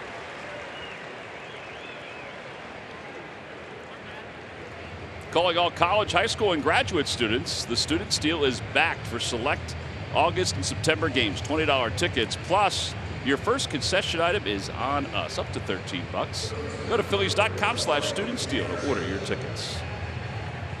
There's the hottest selling item at the New Era store and here at Citizens Bank Park. The Fanatic headband. And I got to find out, do they sell the other ones Bryce wears? The black one with the PHL? PHL, yeah. And then the Phillies pinstripe one? Yeah. Do they sell those there at the store I too? believe they do. I have not been in there it. Tomorrow. You've been asking about them for like a month. You got to just stop over. I know, but our buddy Patrick is wearing one tonight. Yeah, he is. Uncle Bill's Patrick. Yep, down by the on-deck circle. I think his son's wearing one also. I got to go down there and check. But I forget. Every day I come here, I forget. We're going to have to leave you a note. Yeah. In the garage. And remind me, I got leave tickets for Ben's son tomorrow. Oh, man, the list is getting longer and longer. All right. Matter of fact, I'm going to text Brooksy between innings because tickets. He's the one who has to do it, but I don't know how. Ryan John, they got headbands.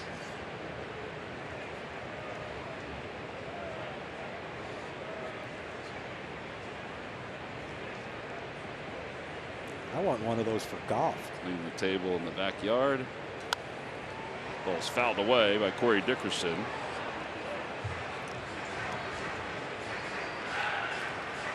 It gets kind of toasty down there coaching, throwing BP. Get ice. All right, that's my list for tomorrow.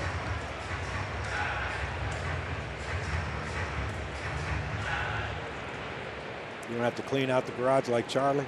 No, the garage is pretty much cleaned out.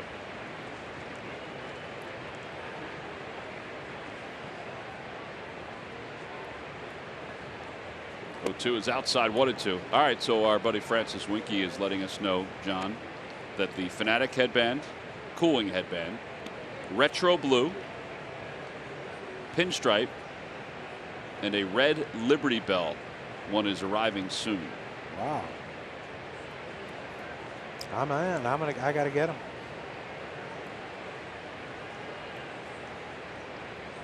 By the way, that hat you're wearing tonight is available at the New Era store, just like the ones that Ben was wearing last night. Well, this is I stole this one from Ben. Yeah, but he didn't wear it last night. No, I know.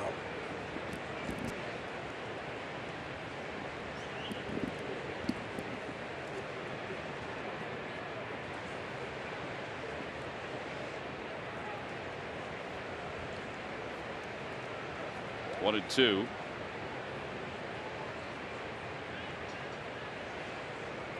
Upstairs, 2-2. So that hat is available at the New Era store, along with the ones Ben was wearing last night. We're having a debate whether it's black or navy blue. Yeah, still can't tell. Depends on the light. Well, Larry and Scott say it's navy blue. Yeah. Production Cavity says navy blue. I'm leaning black, but I am too. Yeah. Murph was non-committal. Francis is going to probably text me in a moment. Let me know what color it is. Corey Dickerson fouls it back to the screen. There we go. The cooling sweatband. Look, John, cool down fast. Yeah. Now, are the other ones cooling?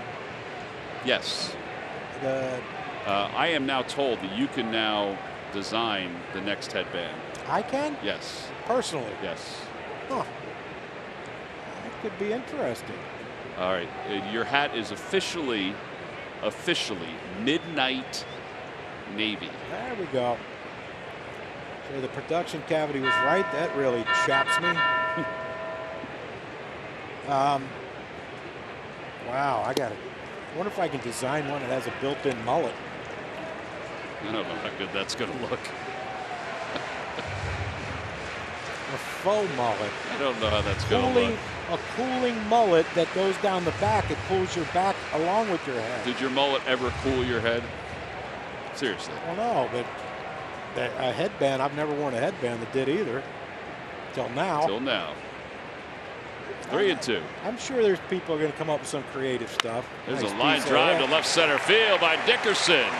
Cut off by Almora. Corey's on his way to second. The throw to second base, not in time. 19 doubles for Dickerson. 5th extra base hit since coming over to the Phillies.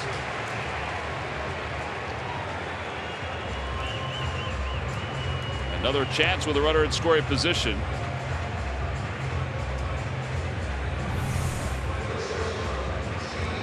Notice with 2 strikes, Dickerson just kind of spreads out with no stride. Just try to stay on balls, and just a beautiful piece of hit and shooting that thing to left center and hustling out of the box to get in scoring position with 2 outs.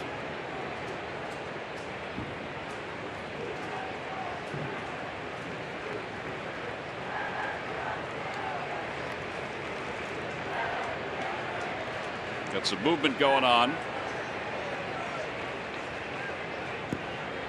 Pedro Strop.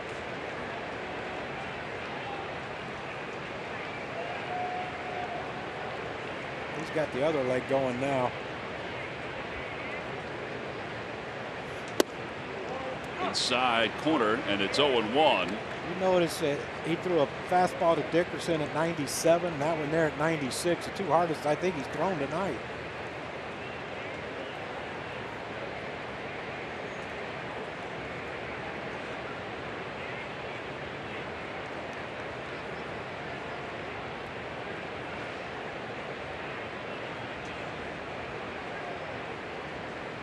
Little tapper, and it's 0-2.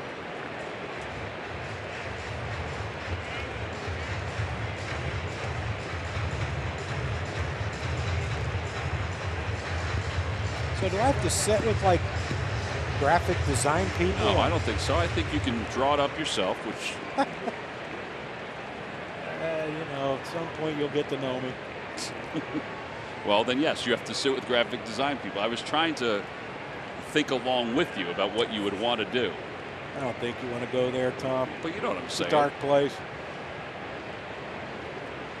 Yeah. I didn't know if you'd want to sit with graphic design people. right? Called strike 3. 8 strikeouts for Darvish. The Phillies leave another one in scoring position. 6 in the books. We're on to the 7th. Cubs leading at 5-0.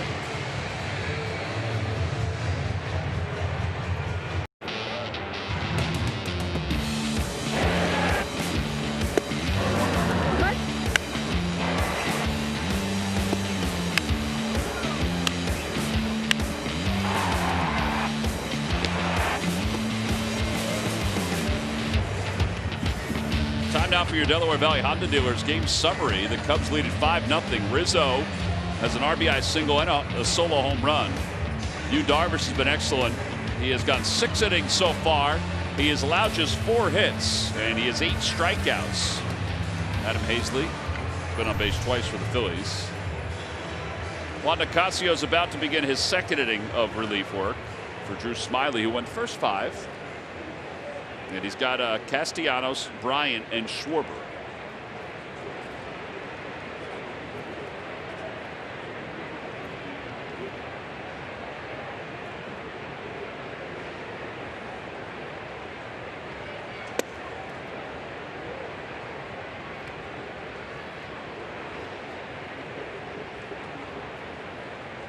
John, I read an article today that said that's the most colorful the moon will be this year. I don't know why. 2-0. I don't know why.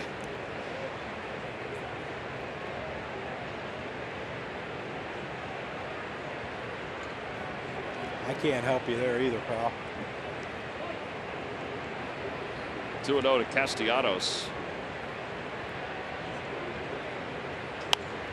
Little flare to right. And that'll drop for a hit. It's the 8th hit. Castellanos trying for 2nd. He is crazy. 8th outfield assist for Harper. Thinking about 50 RBI or 50 doubles maybe for the season. He's got 44 now. That guy could hit a little bit, Mark Loretta, huh? Our Hyundai defensive play of the game. It's now 8 outfield assists for Bryce. Yeah, that's probably going to be the easiest one he gets all year. I mean, look at that. You think he thought he would surprise him? Is that why? I think so. Didn't work, but we'll take it.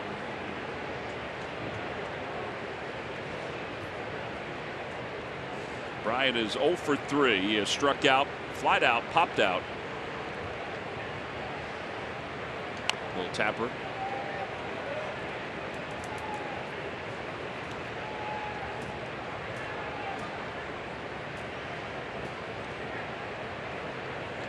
How do you think their BP was in that travel team they were all on?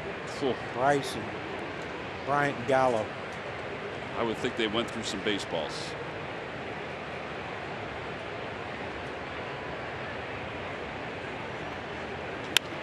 Over to third. Kingery, a step to his right.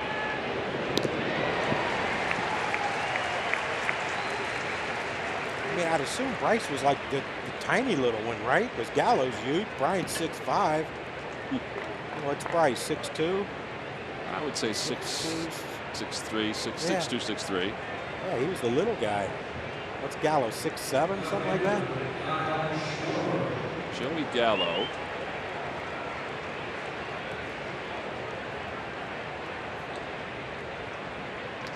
.65". Really? Looks bigger.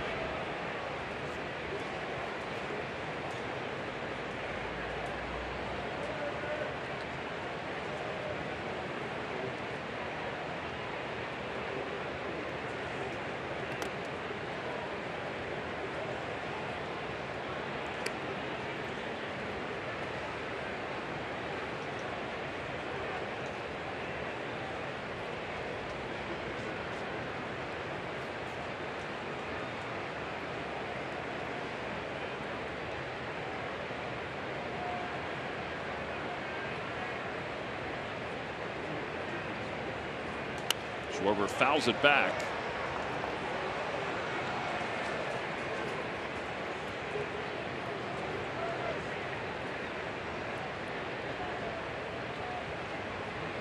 I mean, I'm assuming they pitched. Yeah, I do believe they both pitched. Bryant and Gallo played more together. Harper caught. Yeah. I just looked at a picture of the two of them together. Gallo and Harper. Harper was taller than Joey Gallo when they were younger.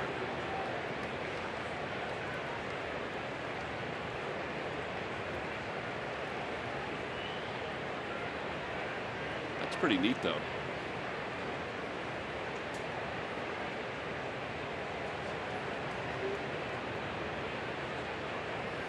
Two-one pitch.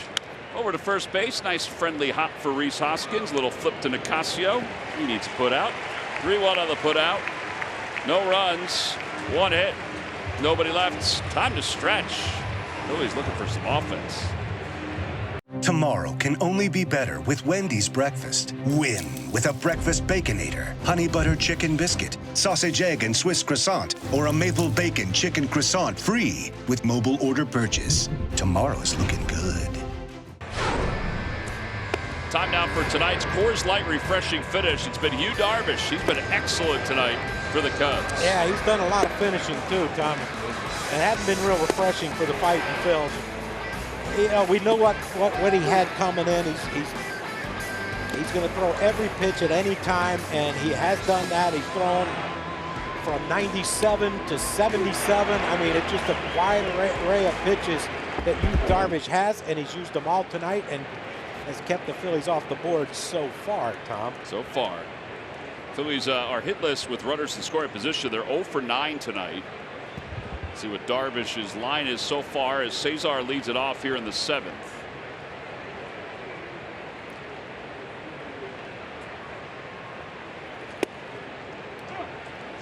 Every time you think he's not going to do it, he pitches backwards.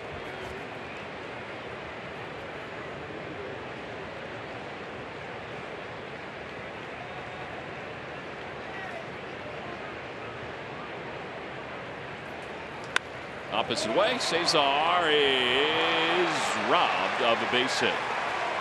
Kyle Schwarber makes the play. Darvish liked it. And 1 out.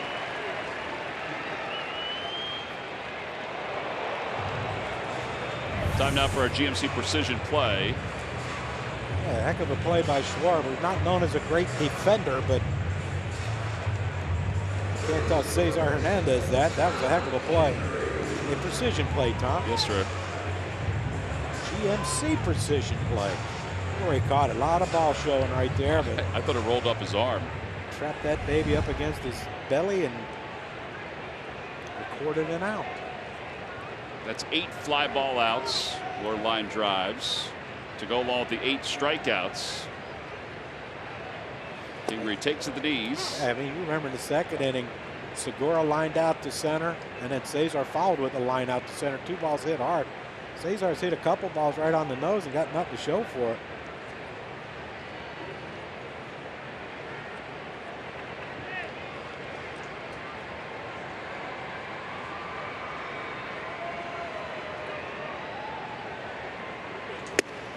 Oh, and 2.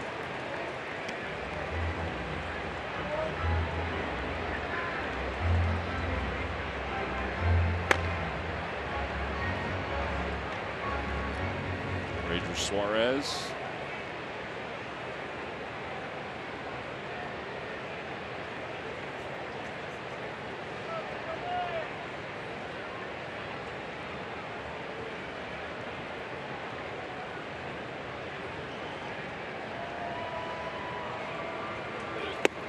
Another strikeout. 3rd time tonight Scotty has struck out. 9 overall for Darvish. Let's check in with Greg Murphy, Rich.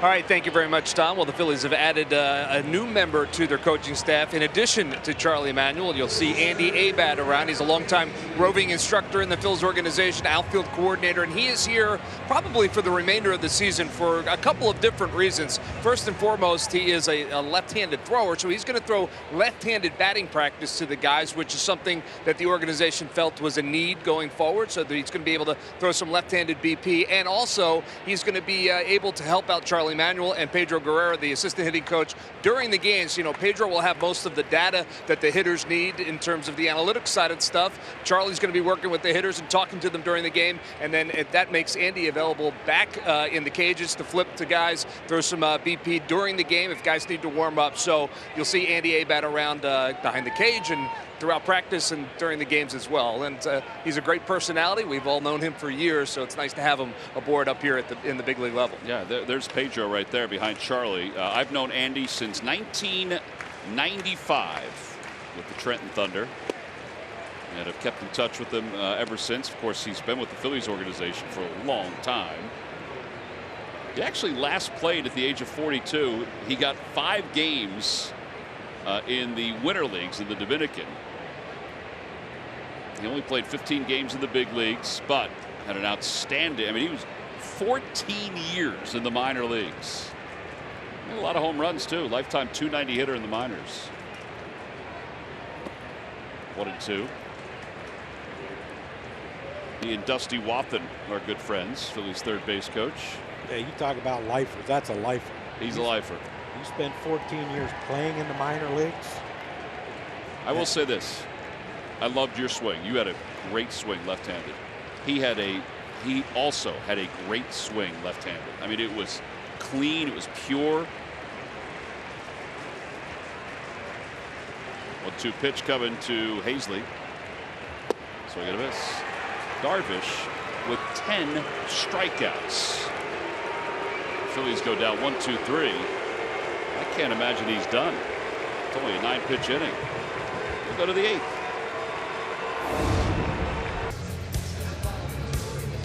Well, that looks a little more controlled than last night, John. Well, they have a little more talent dancing than you, Ben, or I. That's a good point. That's probably why we didn't get up on the dugout. Well, that and the fact it was really high.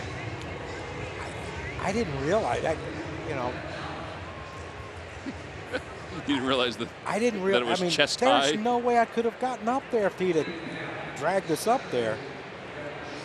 Ranger Suarez will take over. And then getting down, I'd have to just stay at the top and hope they took the net down so I can try to jump over.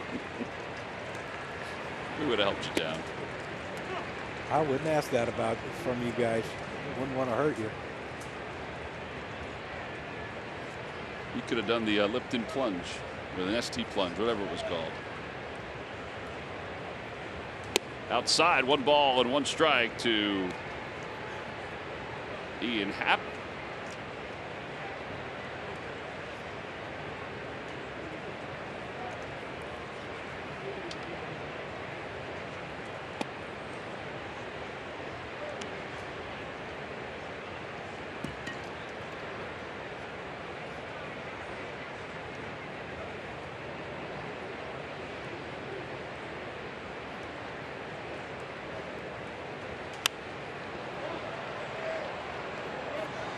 Oh, what a play. Young lady got her hands on it, popped it in the air, and then grabbed it right out of the air. Here we go.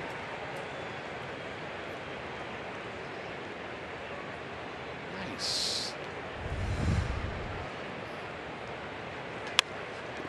On 1 hop. Happ's retired, 1 away. That brings us to our connection to the game, brought to you by T-Mobile. And Mike Trout, 8 consecutive years of 25 home runs and 10 or more stolen bases. He joins Willie Mays, Darryl Strawberry, and Barry Bonds, who have done it at least 8 times. Bonds has done it 12. Trout, there's no way he won't pass Bonds unless he gets hurt. Yeah, that's the only way. That is the only way he won't catch Barrett. Now, was it last year before, he missed a lot of time with a thumb injury? He did miss with a thumb injury.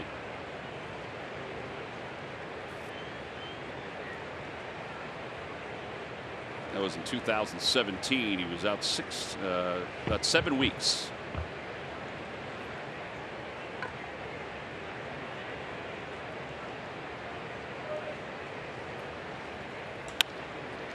Line drive caught by Cesar Hernandez at second base. 2 outs here in the 8th. Kyle Ryan loosening in the pen. Maybe that is it for Darvish. On the out-of-town scoreboard, Eugenio Suarez, an RBI single. The Reds lead the Cardinals 2-0. Cubs like that because they're tied basically with the Cardinals right now. Cardinals have won 5 straight. They're a percentage point ahead of the Cubs. The Cubs still have 7 against the Cardinals, 4 at Wrigley in September, and then 3 at Busch Stadium. And that's the last weekend of the season.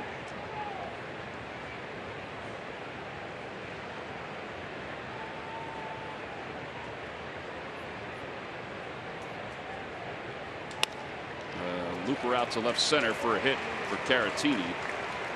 That's his first hit of the night, second hit of the series. And here comes Tony Kemp, so that's going to be it for Darvish. 92 pitches. No runs, 4 hits, no walks, 10 strikeouts. 92 pitches, 6 outs away from a potential shutout. Just doesn't matter anymore. Well, it's the way the game is. The way the game is.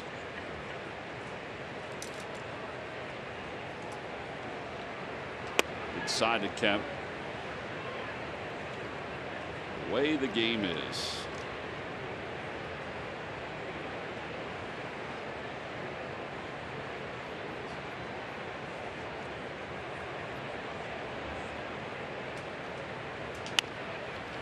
And Rhys Hoskins will stroll over to the first base bag. 3 unassisted. No runs, a hit, and 1 man left. 3 scoreless by the Phillies bullpen tonight. We move to the bottom of the 8th, 5-0 Cubs.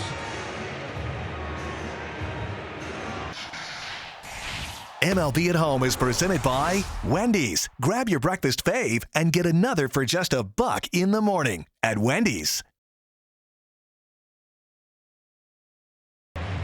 Bottom of the 8th inning, the Cubs lead it 5-0. And Roman Quinn will lead it off against Kyle Ryan, who will take over for Darvish. 7 innings for Darvish. You know, it was Alec Mills who last night saved the Cubs bullpen. By taking over for Cole Hamels and then just running with it. Yeah, we talked about it last night, how great it would have been if we'd have, you know, with the thought of getting Cole, your starting pitcher out after what, 2+ innings, and getting to see a lot of bullpen guys. But yeah, Mills was. Now it's a guessing game again. Now we saw Ryan in game 1, right? We did see Ryan in game 1.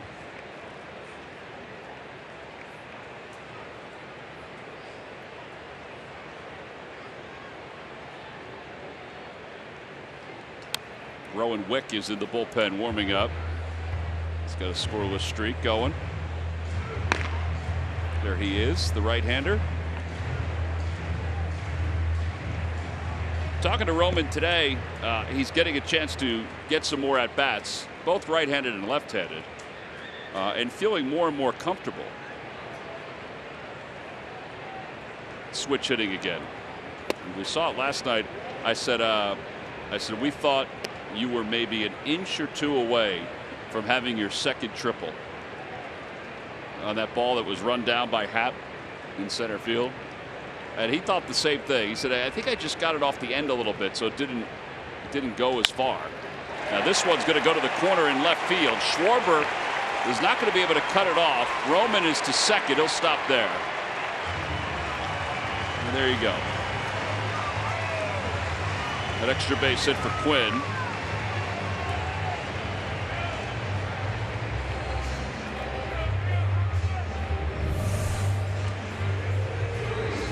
That's what you like to see with Roman. Just hard on a line, hard on the ground. With his speed, good things are going to happen if he can keep that approach and keep the ball out of the air for the most part. He does have some power, but very smart decision right there. Schwarber got that ball pretty quick. Stay at second, down 5. Don't want to make any more bad outs at first base. And Roman is finally over the 200 mark with his average. I mean, he started out so slow that was one of those, when you get one at bat a game, that was hard to overcome. Absolutely. 204. It's a thankless job, pinch hitter. I think it's one of the toughest things to do in baseball.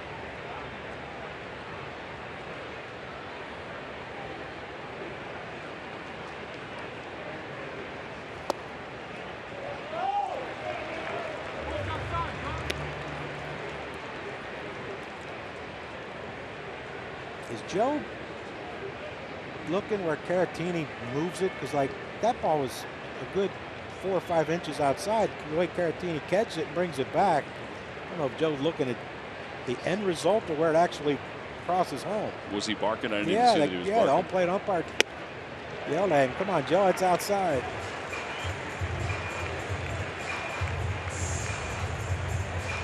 Well, I hope Reese isn't swinging here 3-0. Well, Joe was very outspoken the other day about Marty Foster and the strike zone in game 1 to Tony Kemp. And Reese takes ball 4, 2 on. And Bryce Harper's due up. Want to bring your family to a Phillies game? Now it's easy and affordable with T-Mobile Phillies Family Packs. For $100, you and your family get 4 tickets plus $48 of credit for food and more. Additional weekend games are now available. Go to Phillies.com/family pack. Got some Diplo fans arriving, Johnny. Diplo will perform after the game tonight. So this is what Joe Madden had to say about Marty Foster the other night. He said, first of all, Marty Foster is a really good guy. Number 2, Google or YouTube the time he called Ben Zobrist out on a strike 3 against Joe Nathan a couple years ago, and that gave Nathan his 300th save. That was even worse than last night. That was from game 1. So Marty can be an easy target. I don't want to go out there. I was yelling at him from the dugout. I've been through that before with him, so there's history involved that I did not want to take to another level. I wanted to believe he knew he screwed up in the worst moment. I give Tony credit. He handled it well, because he was much more civil than I could have possibly been. Ditto.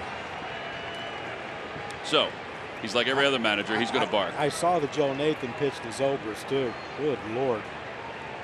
I mean, the catcher blocked the hell out of that one.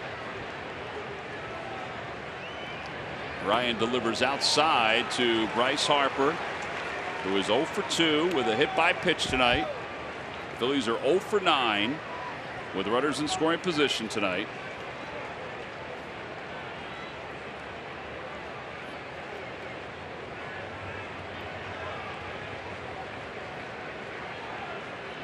Well, you know this is his last hitter, regardless of what Bryce does.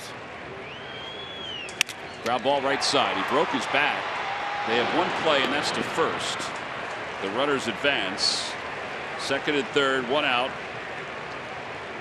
Handle of the bat was sheared off and is over by the Cubs on deck circle. And here comes Joe.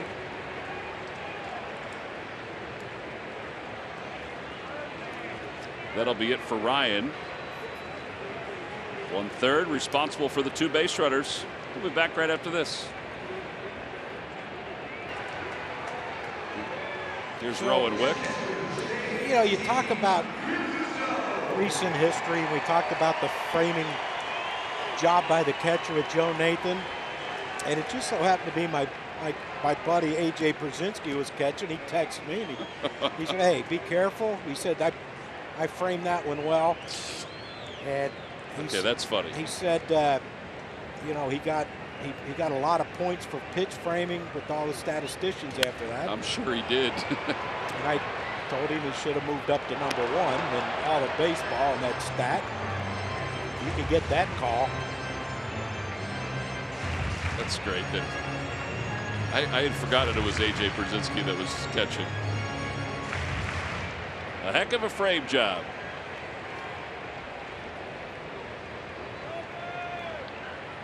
Oh, 0-1. Let's bring in 2 here and see what we can get. Hey. Rowan Wick, 8 2/3 scoreless. He threw 36 pitches on Sunday, so he's been off for a while.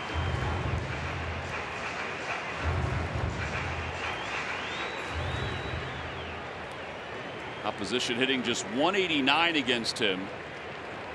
He's got an ERA of 1.72.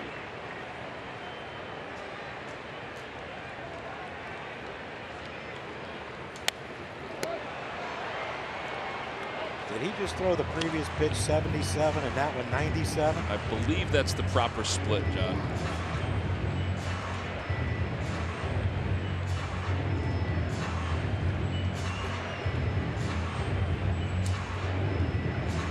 Wonder why he has that 1.72 ERA.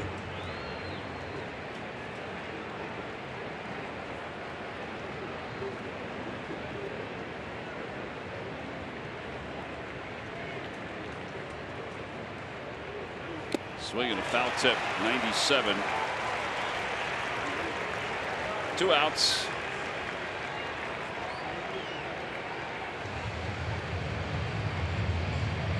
And here comes Corey Dickerson. He's 1 for 3. 77, 97, 97, all located. Wonder why Wick is such a great weapon for Joe Madden and the Cubs. That ball had some giddy up on it. No kid.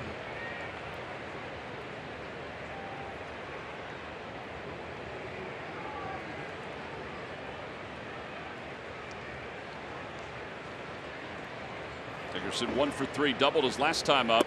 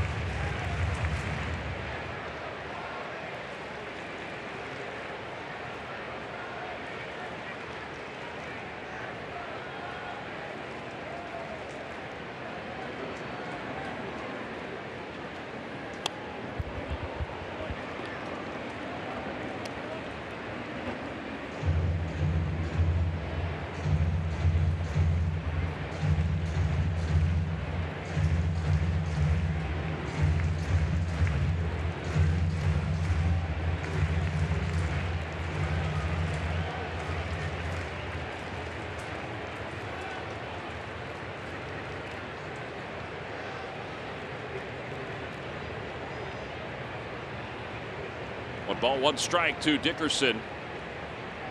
And he fights that one off over the head of Roman Quinn. It's 1-2. It's 97.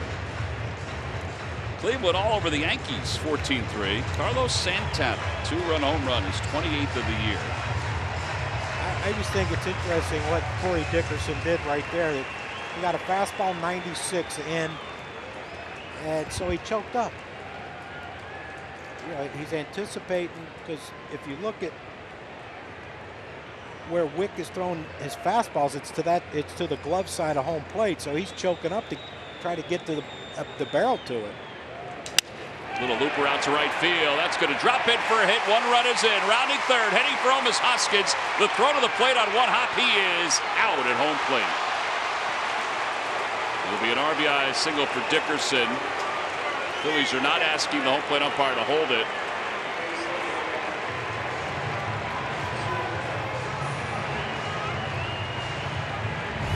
Dickerson's 2nd hit of the night. Caratini, 1-handed grab and tag. Yep, he's out. So the Phillies get 1 back here in the 8th. We head to the 9th. It's the Cubs 5 and the Phillies 1. Tomorrow can only be better with Wendy's breakfast. Win with a breakfast Baconator, honey butter chicken biscuit, sausage egg and Swiss croissant, or a maple bacon chicken croissant free with mobile order purchase. Tomorrow's looking good.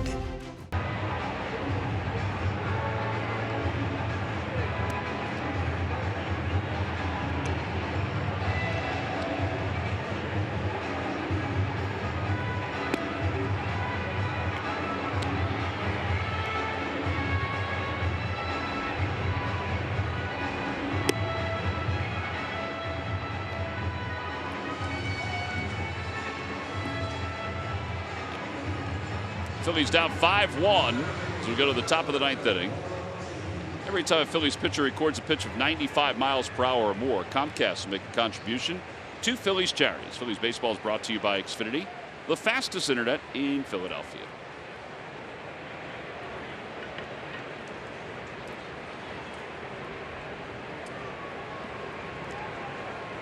Ranger Suarez begins the inning by facing Albert Almora Jr. He bounces it foul. John, do the Cubs have enough to win the Central? Well,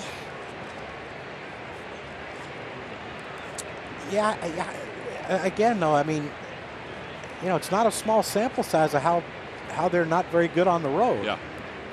And you know, you can look at this game and say, yeah, they came up with some clutch hits. Starting pitching was fantastic. You know, bullpen's been pretty good for the inning that they pitched. They do have to be better on the road. Absolutely, or else there's no way. They would be running away with the division if they were even 5 games under 500 on the road. 1-2.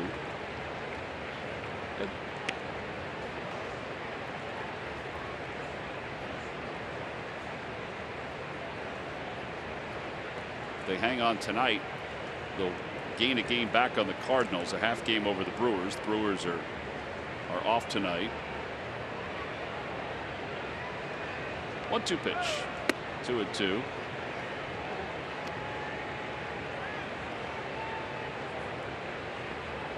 Anthony Rizzo on deck.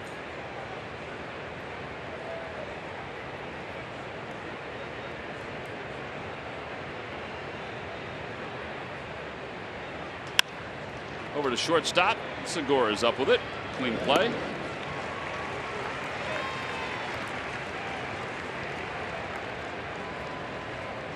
Here's Anthony Rizzo. He's part of our WB Mason deliveries of the game. Third inning, he got a hanging breaking ball by Drew Smyly, and talked about that high 37-degree launch angle. Barely made it over the fence, but that's all it has to, and this one was not a barely. The pitch up and away from Kyle Schwarber's 100th home run of his career. Hit the batter's eye back there, and those are our WB Mason deliveries of the game. Rizzo takes a strike. Good pitch by Suarez.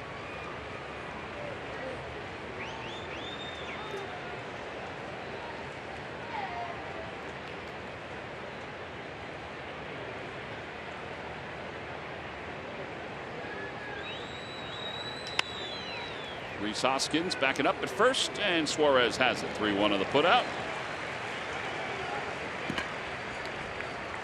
Yeah, there are 2 outs for Castellanos. I think they've made themselves so much better by getting this guy. All right, without question. You know, you're talking about a guy that's chance to have 50 doubles, and he's going to hit more home runs now because he's out of Detroit. And really, you know, we saw him. I mean, you know, when we saw him for those 2 games in Detroit, I mean, he was basically their offensive threat. And now he's going to be surrounded by offensive threats. Offensive threats.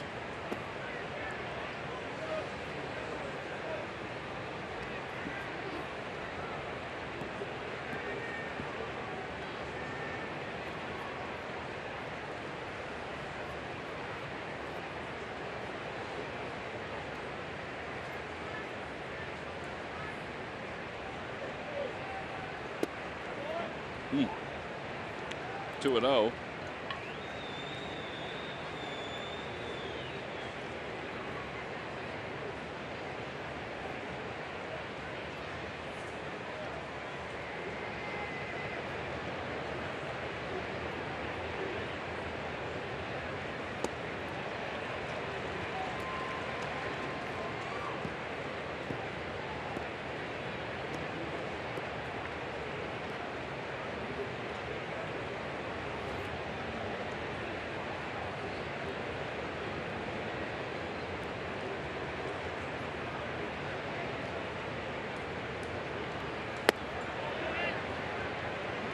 That one just never cut back.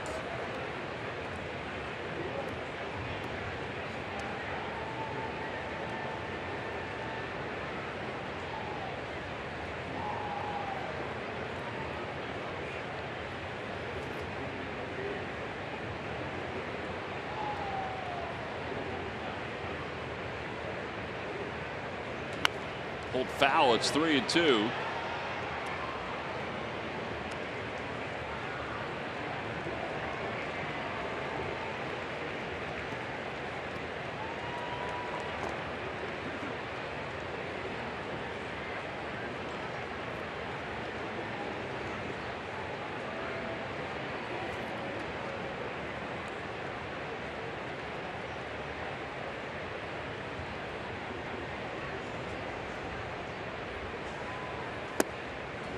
Ball 4.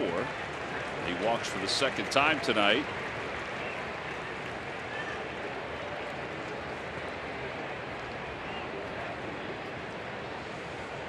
All right, so 2 outs and a runner at first. And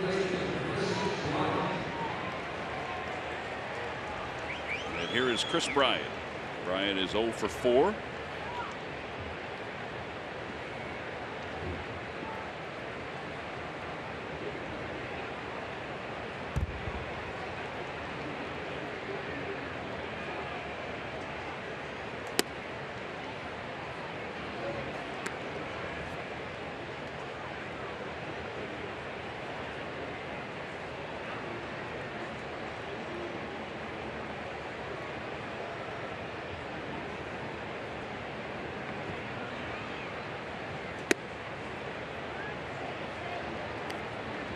Rangers getting a little wild now with his command. 27 pitches, half have been out of the strike zone, or nearly half of them. 14 strikes, 13 balls.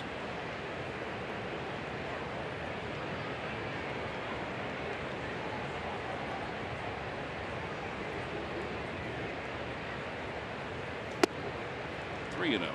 Now half have been out of the strike zone. Wish they weren't. I do too. Got to keep it there. I'm, you know, 4 runs. Not want to say it's out of reach, but if they score any more, it's going to be.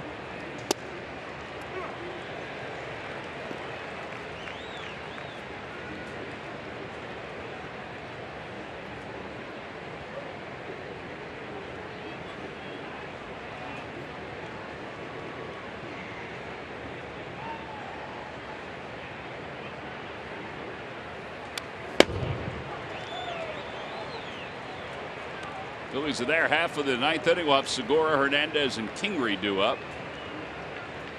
And they'll do so. Looks like against Derek Hollins.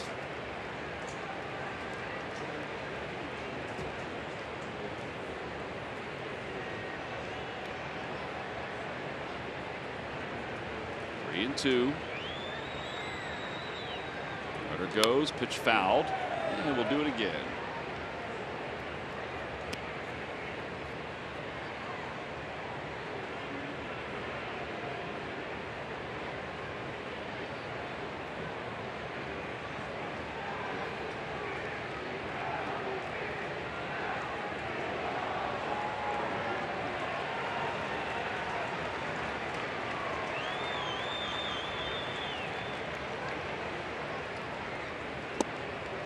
Ball 4, second straight walk. And it'll bring Schwarber up with 2 on and 2 outs.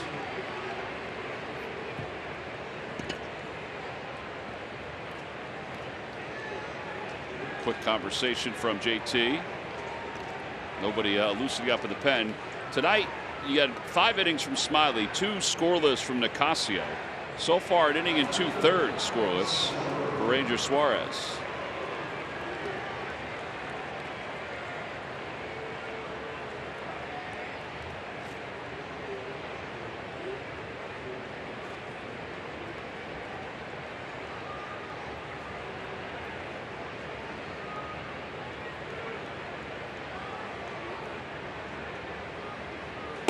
The inside corner. 0-1.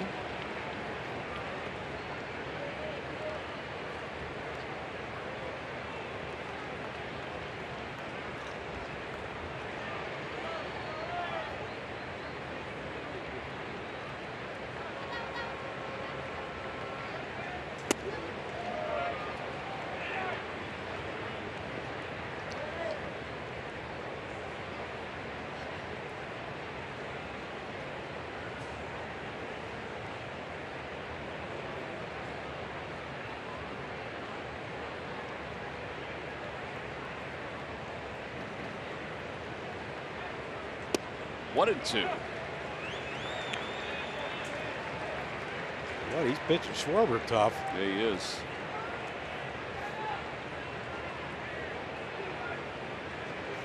You stay in there? I would. Or do you try to get him chasing something away? Yeah. Looks like JT wants it away and down. Nope, now in. And a called strike 3. Side is retired. No runs, no hits. 2 men left for the Cubs. Last chance for the Phillies. Bottom of the 9th inning. Segura will lead it off when we get back. Jason Hayward will take over in right field for the Cubs. And that's it. That's the only change. Same pitchers out there. Holland and Stroper warming up. Wick will remain in the ball game. Johnny, your former team's coming into town this weekend. The fighting, the Harry Pods are coming in, yeah. See Manny Machado, Fernando Tatis. Folks are coming from all over the place to see the Phillies. 2 hours to see Scotty Kingery. Yeah. And they'll get to see him one more time.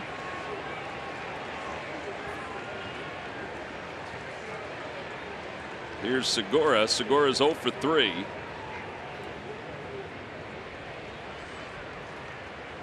And a pitch down and away. 1 ball and no strikes.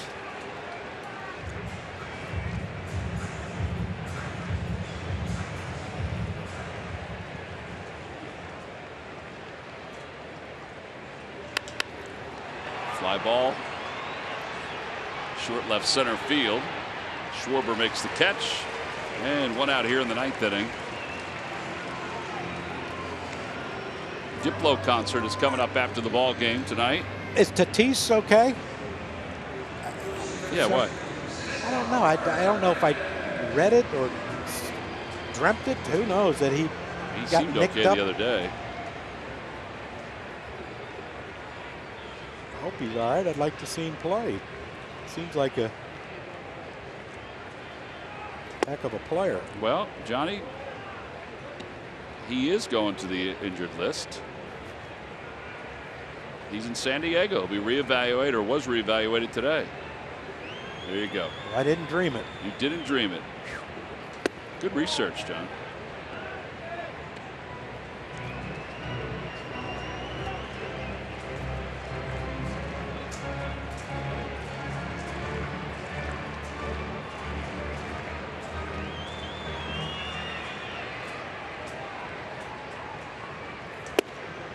Two and one.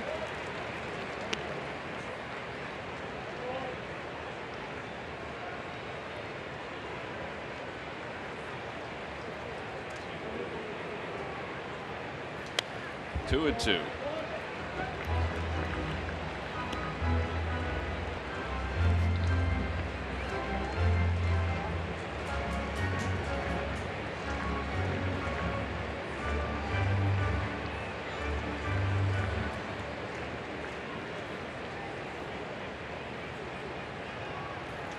Inside, 3 and 2.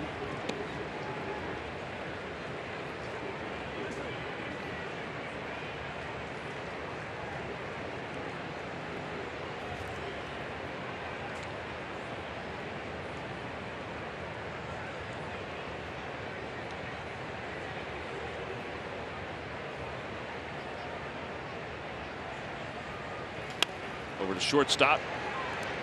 And it's booted by Bodie. Cesar, I think he would have had a tough time getting Cesar anyway. Bodie's made 12 errors this year. That may be number 13. Yeah, just bounced up on him, hit him in the heel.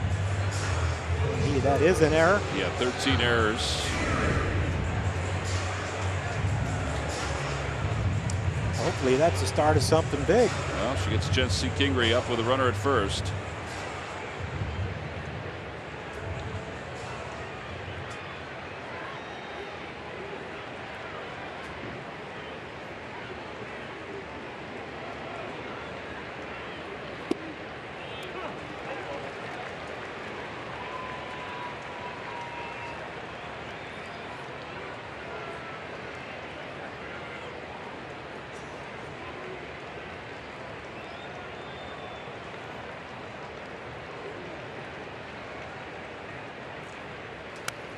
Popped up foul. An update from down in Atlanta. Alonso's 4 for 4 with 6 RBIs in that game. Amazing. First 90 RBI season since Lucas Duda in 14. Mets have 20 hits.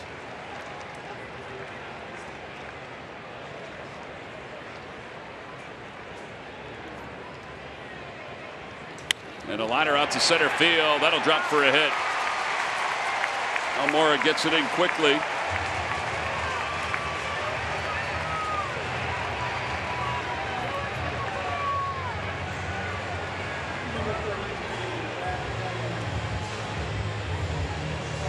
And now Brad Miller will pinch hit for Ranger Suarez.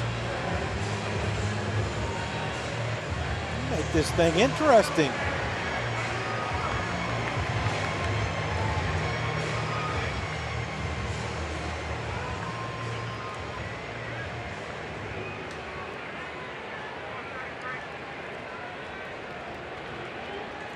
One more on, Tom, and a big one.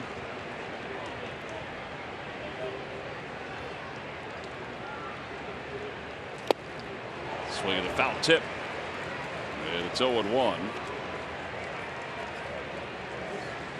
Again, Wick has a scoreless streak of over 9 innings, facing a Phillies team that is 1 for 12 with runners in scoring position.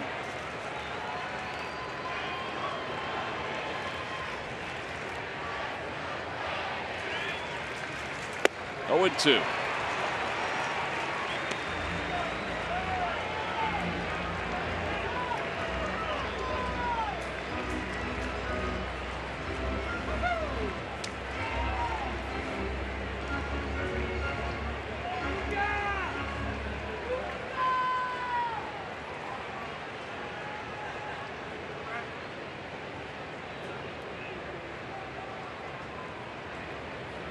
Broken back ground ball toward the middle, off the glove of a diving Happ. A run will score. Kingery to third. Phillies have made it a 5-2 game. The tying run is coming to the plate.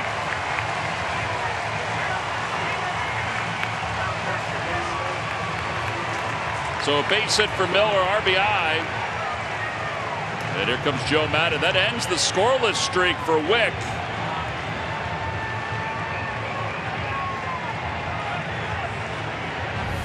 9 1/3 scoreless.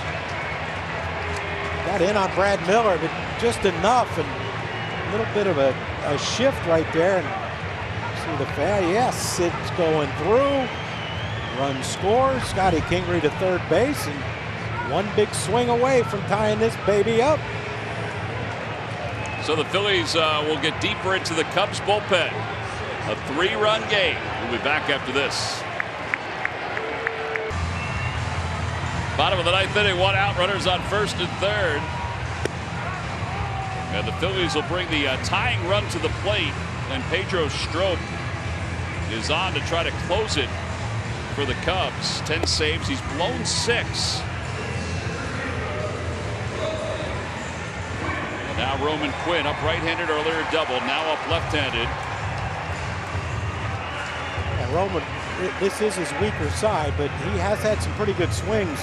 Had a triple earlier in this series. Left-handed, but he also that second deck homer, the last homestand. His first career home run left-handed.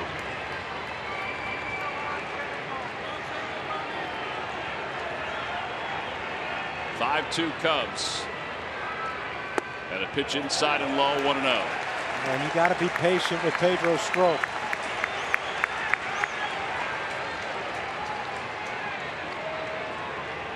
Yeah, he'll walk you. Yes, he will.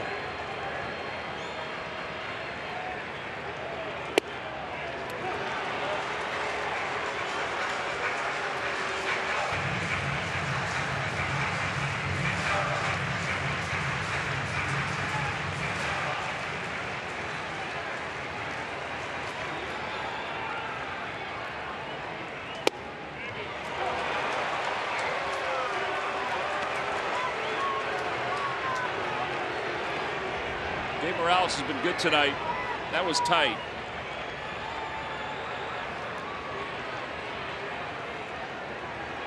1-2 to Roman.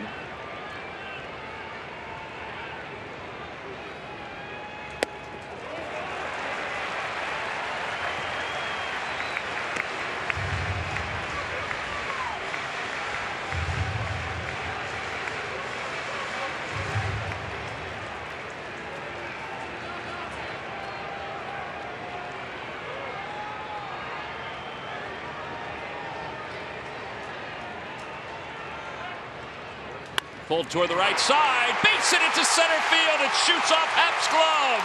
A run scores. Miller stops at second.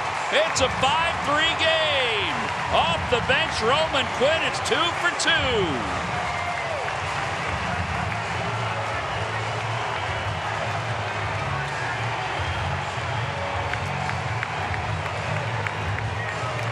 Look at concern on the Cubbies, faces of the Cubbies fans, but the Phillies.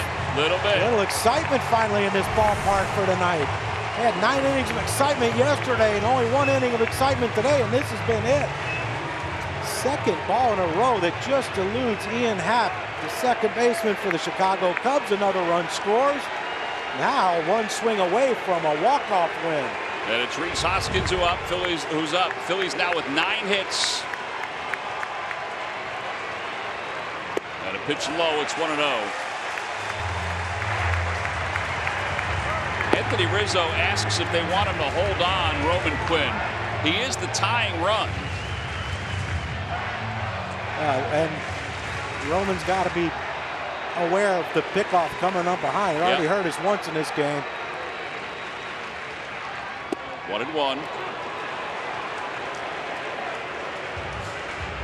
That was a hanger that I'm sure Rhys will look back on and say, depending on how this at bat ends, of course, but he had a chance to put a hurting on that one. 1 ball and 1 strike as the runners lead off.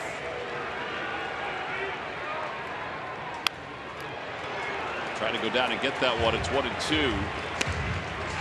So cutter, slider, the last 2 pitches. Harper's on deck. You wonder if they bring in Holland to face Harper. I would think they would. We might not have to worry about it.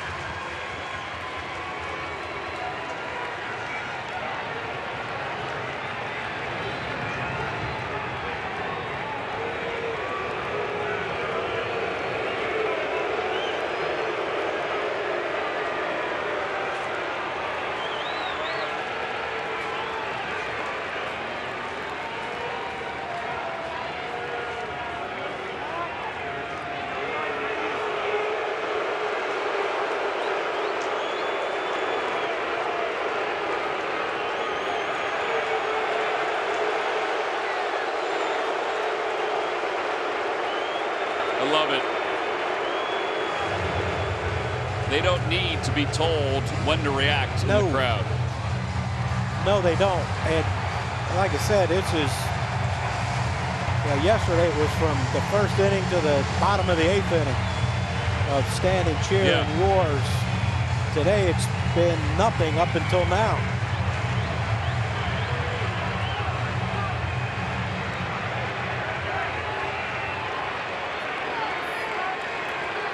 A ground ball to second base. It's wide open. Inside, oh man, it hit Rhys. Hit him in the hands.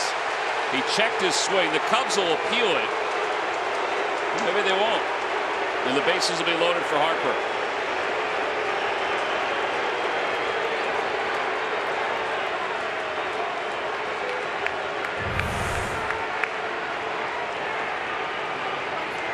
He just dropped the bat right on his hands. Joe's going to ask if he swung, but there we go. There's the appeal. No swing. And now Joe Madden will go get the lefty Derek Holland to face the lefty Bryce Harper.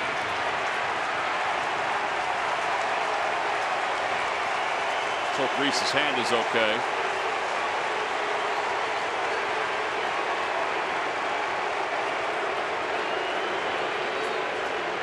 Another pitching change for the Cubs. Phillies have narrowed the lead to 2. We'll be back after this.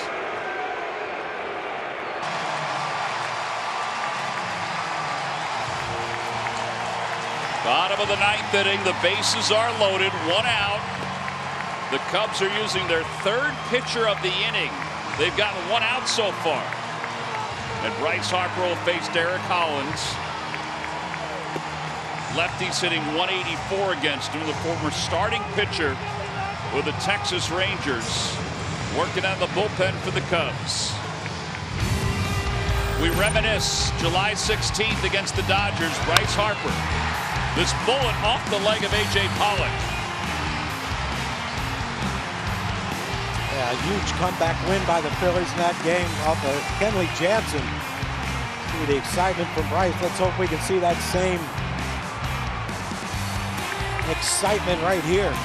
The good thing is we got our best RBI guy with runners in scoring position, best hitter running in scoring position, and our hottest hitter up next.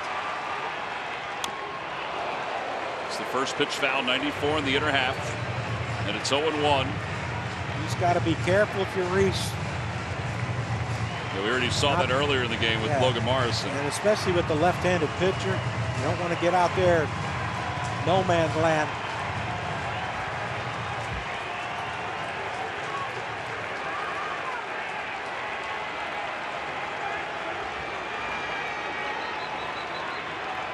Runners lead off. He's gotten 2 decent pitches. The first one was a little in. That was a hittable pitch.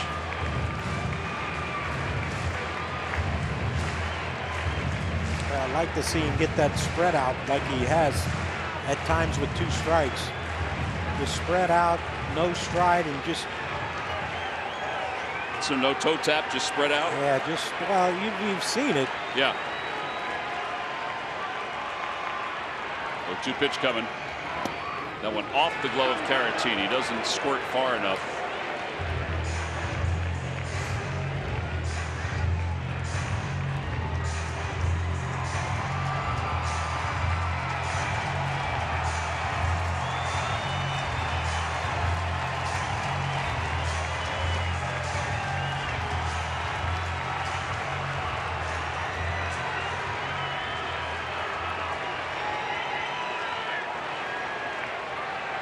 Whose prayers will be answered first. With a count 1-2 to Harper.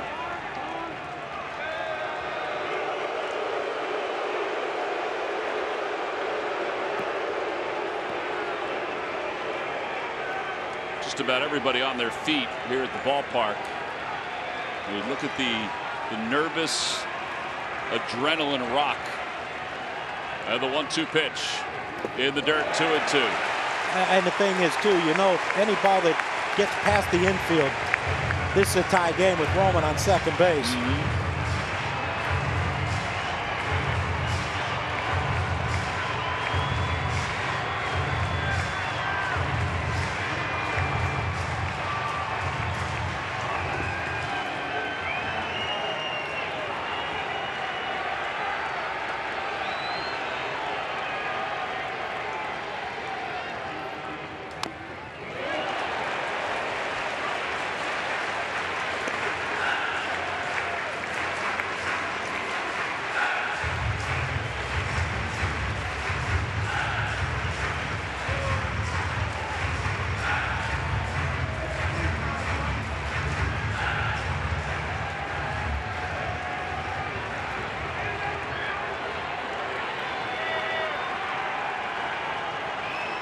Two and two with the bases loaded and 1 out.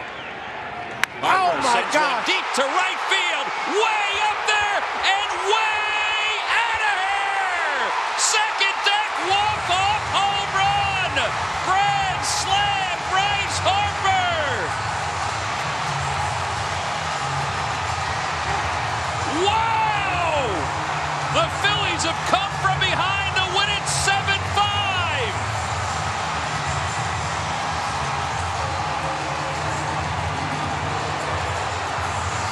6 runs here in the bottom of the 9th inning.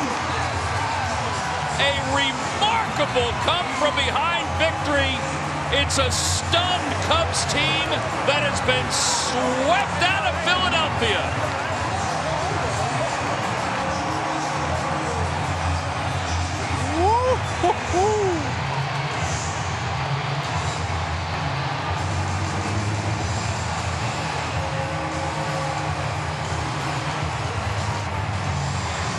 Just soak in all the shots.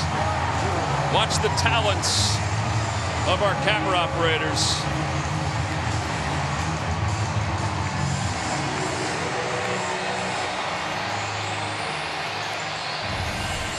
Look at this shot. Amazing.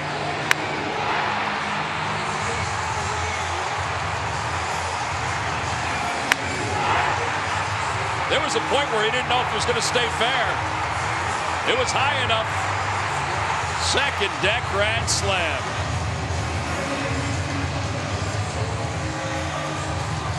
Real Muto knew it.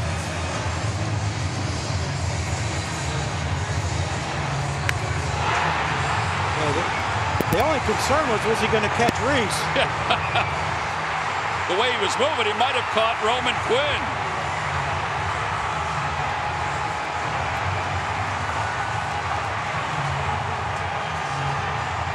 He's like a kid playing in a Little League game.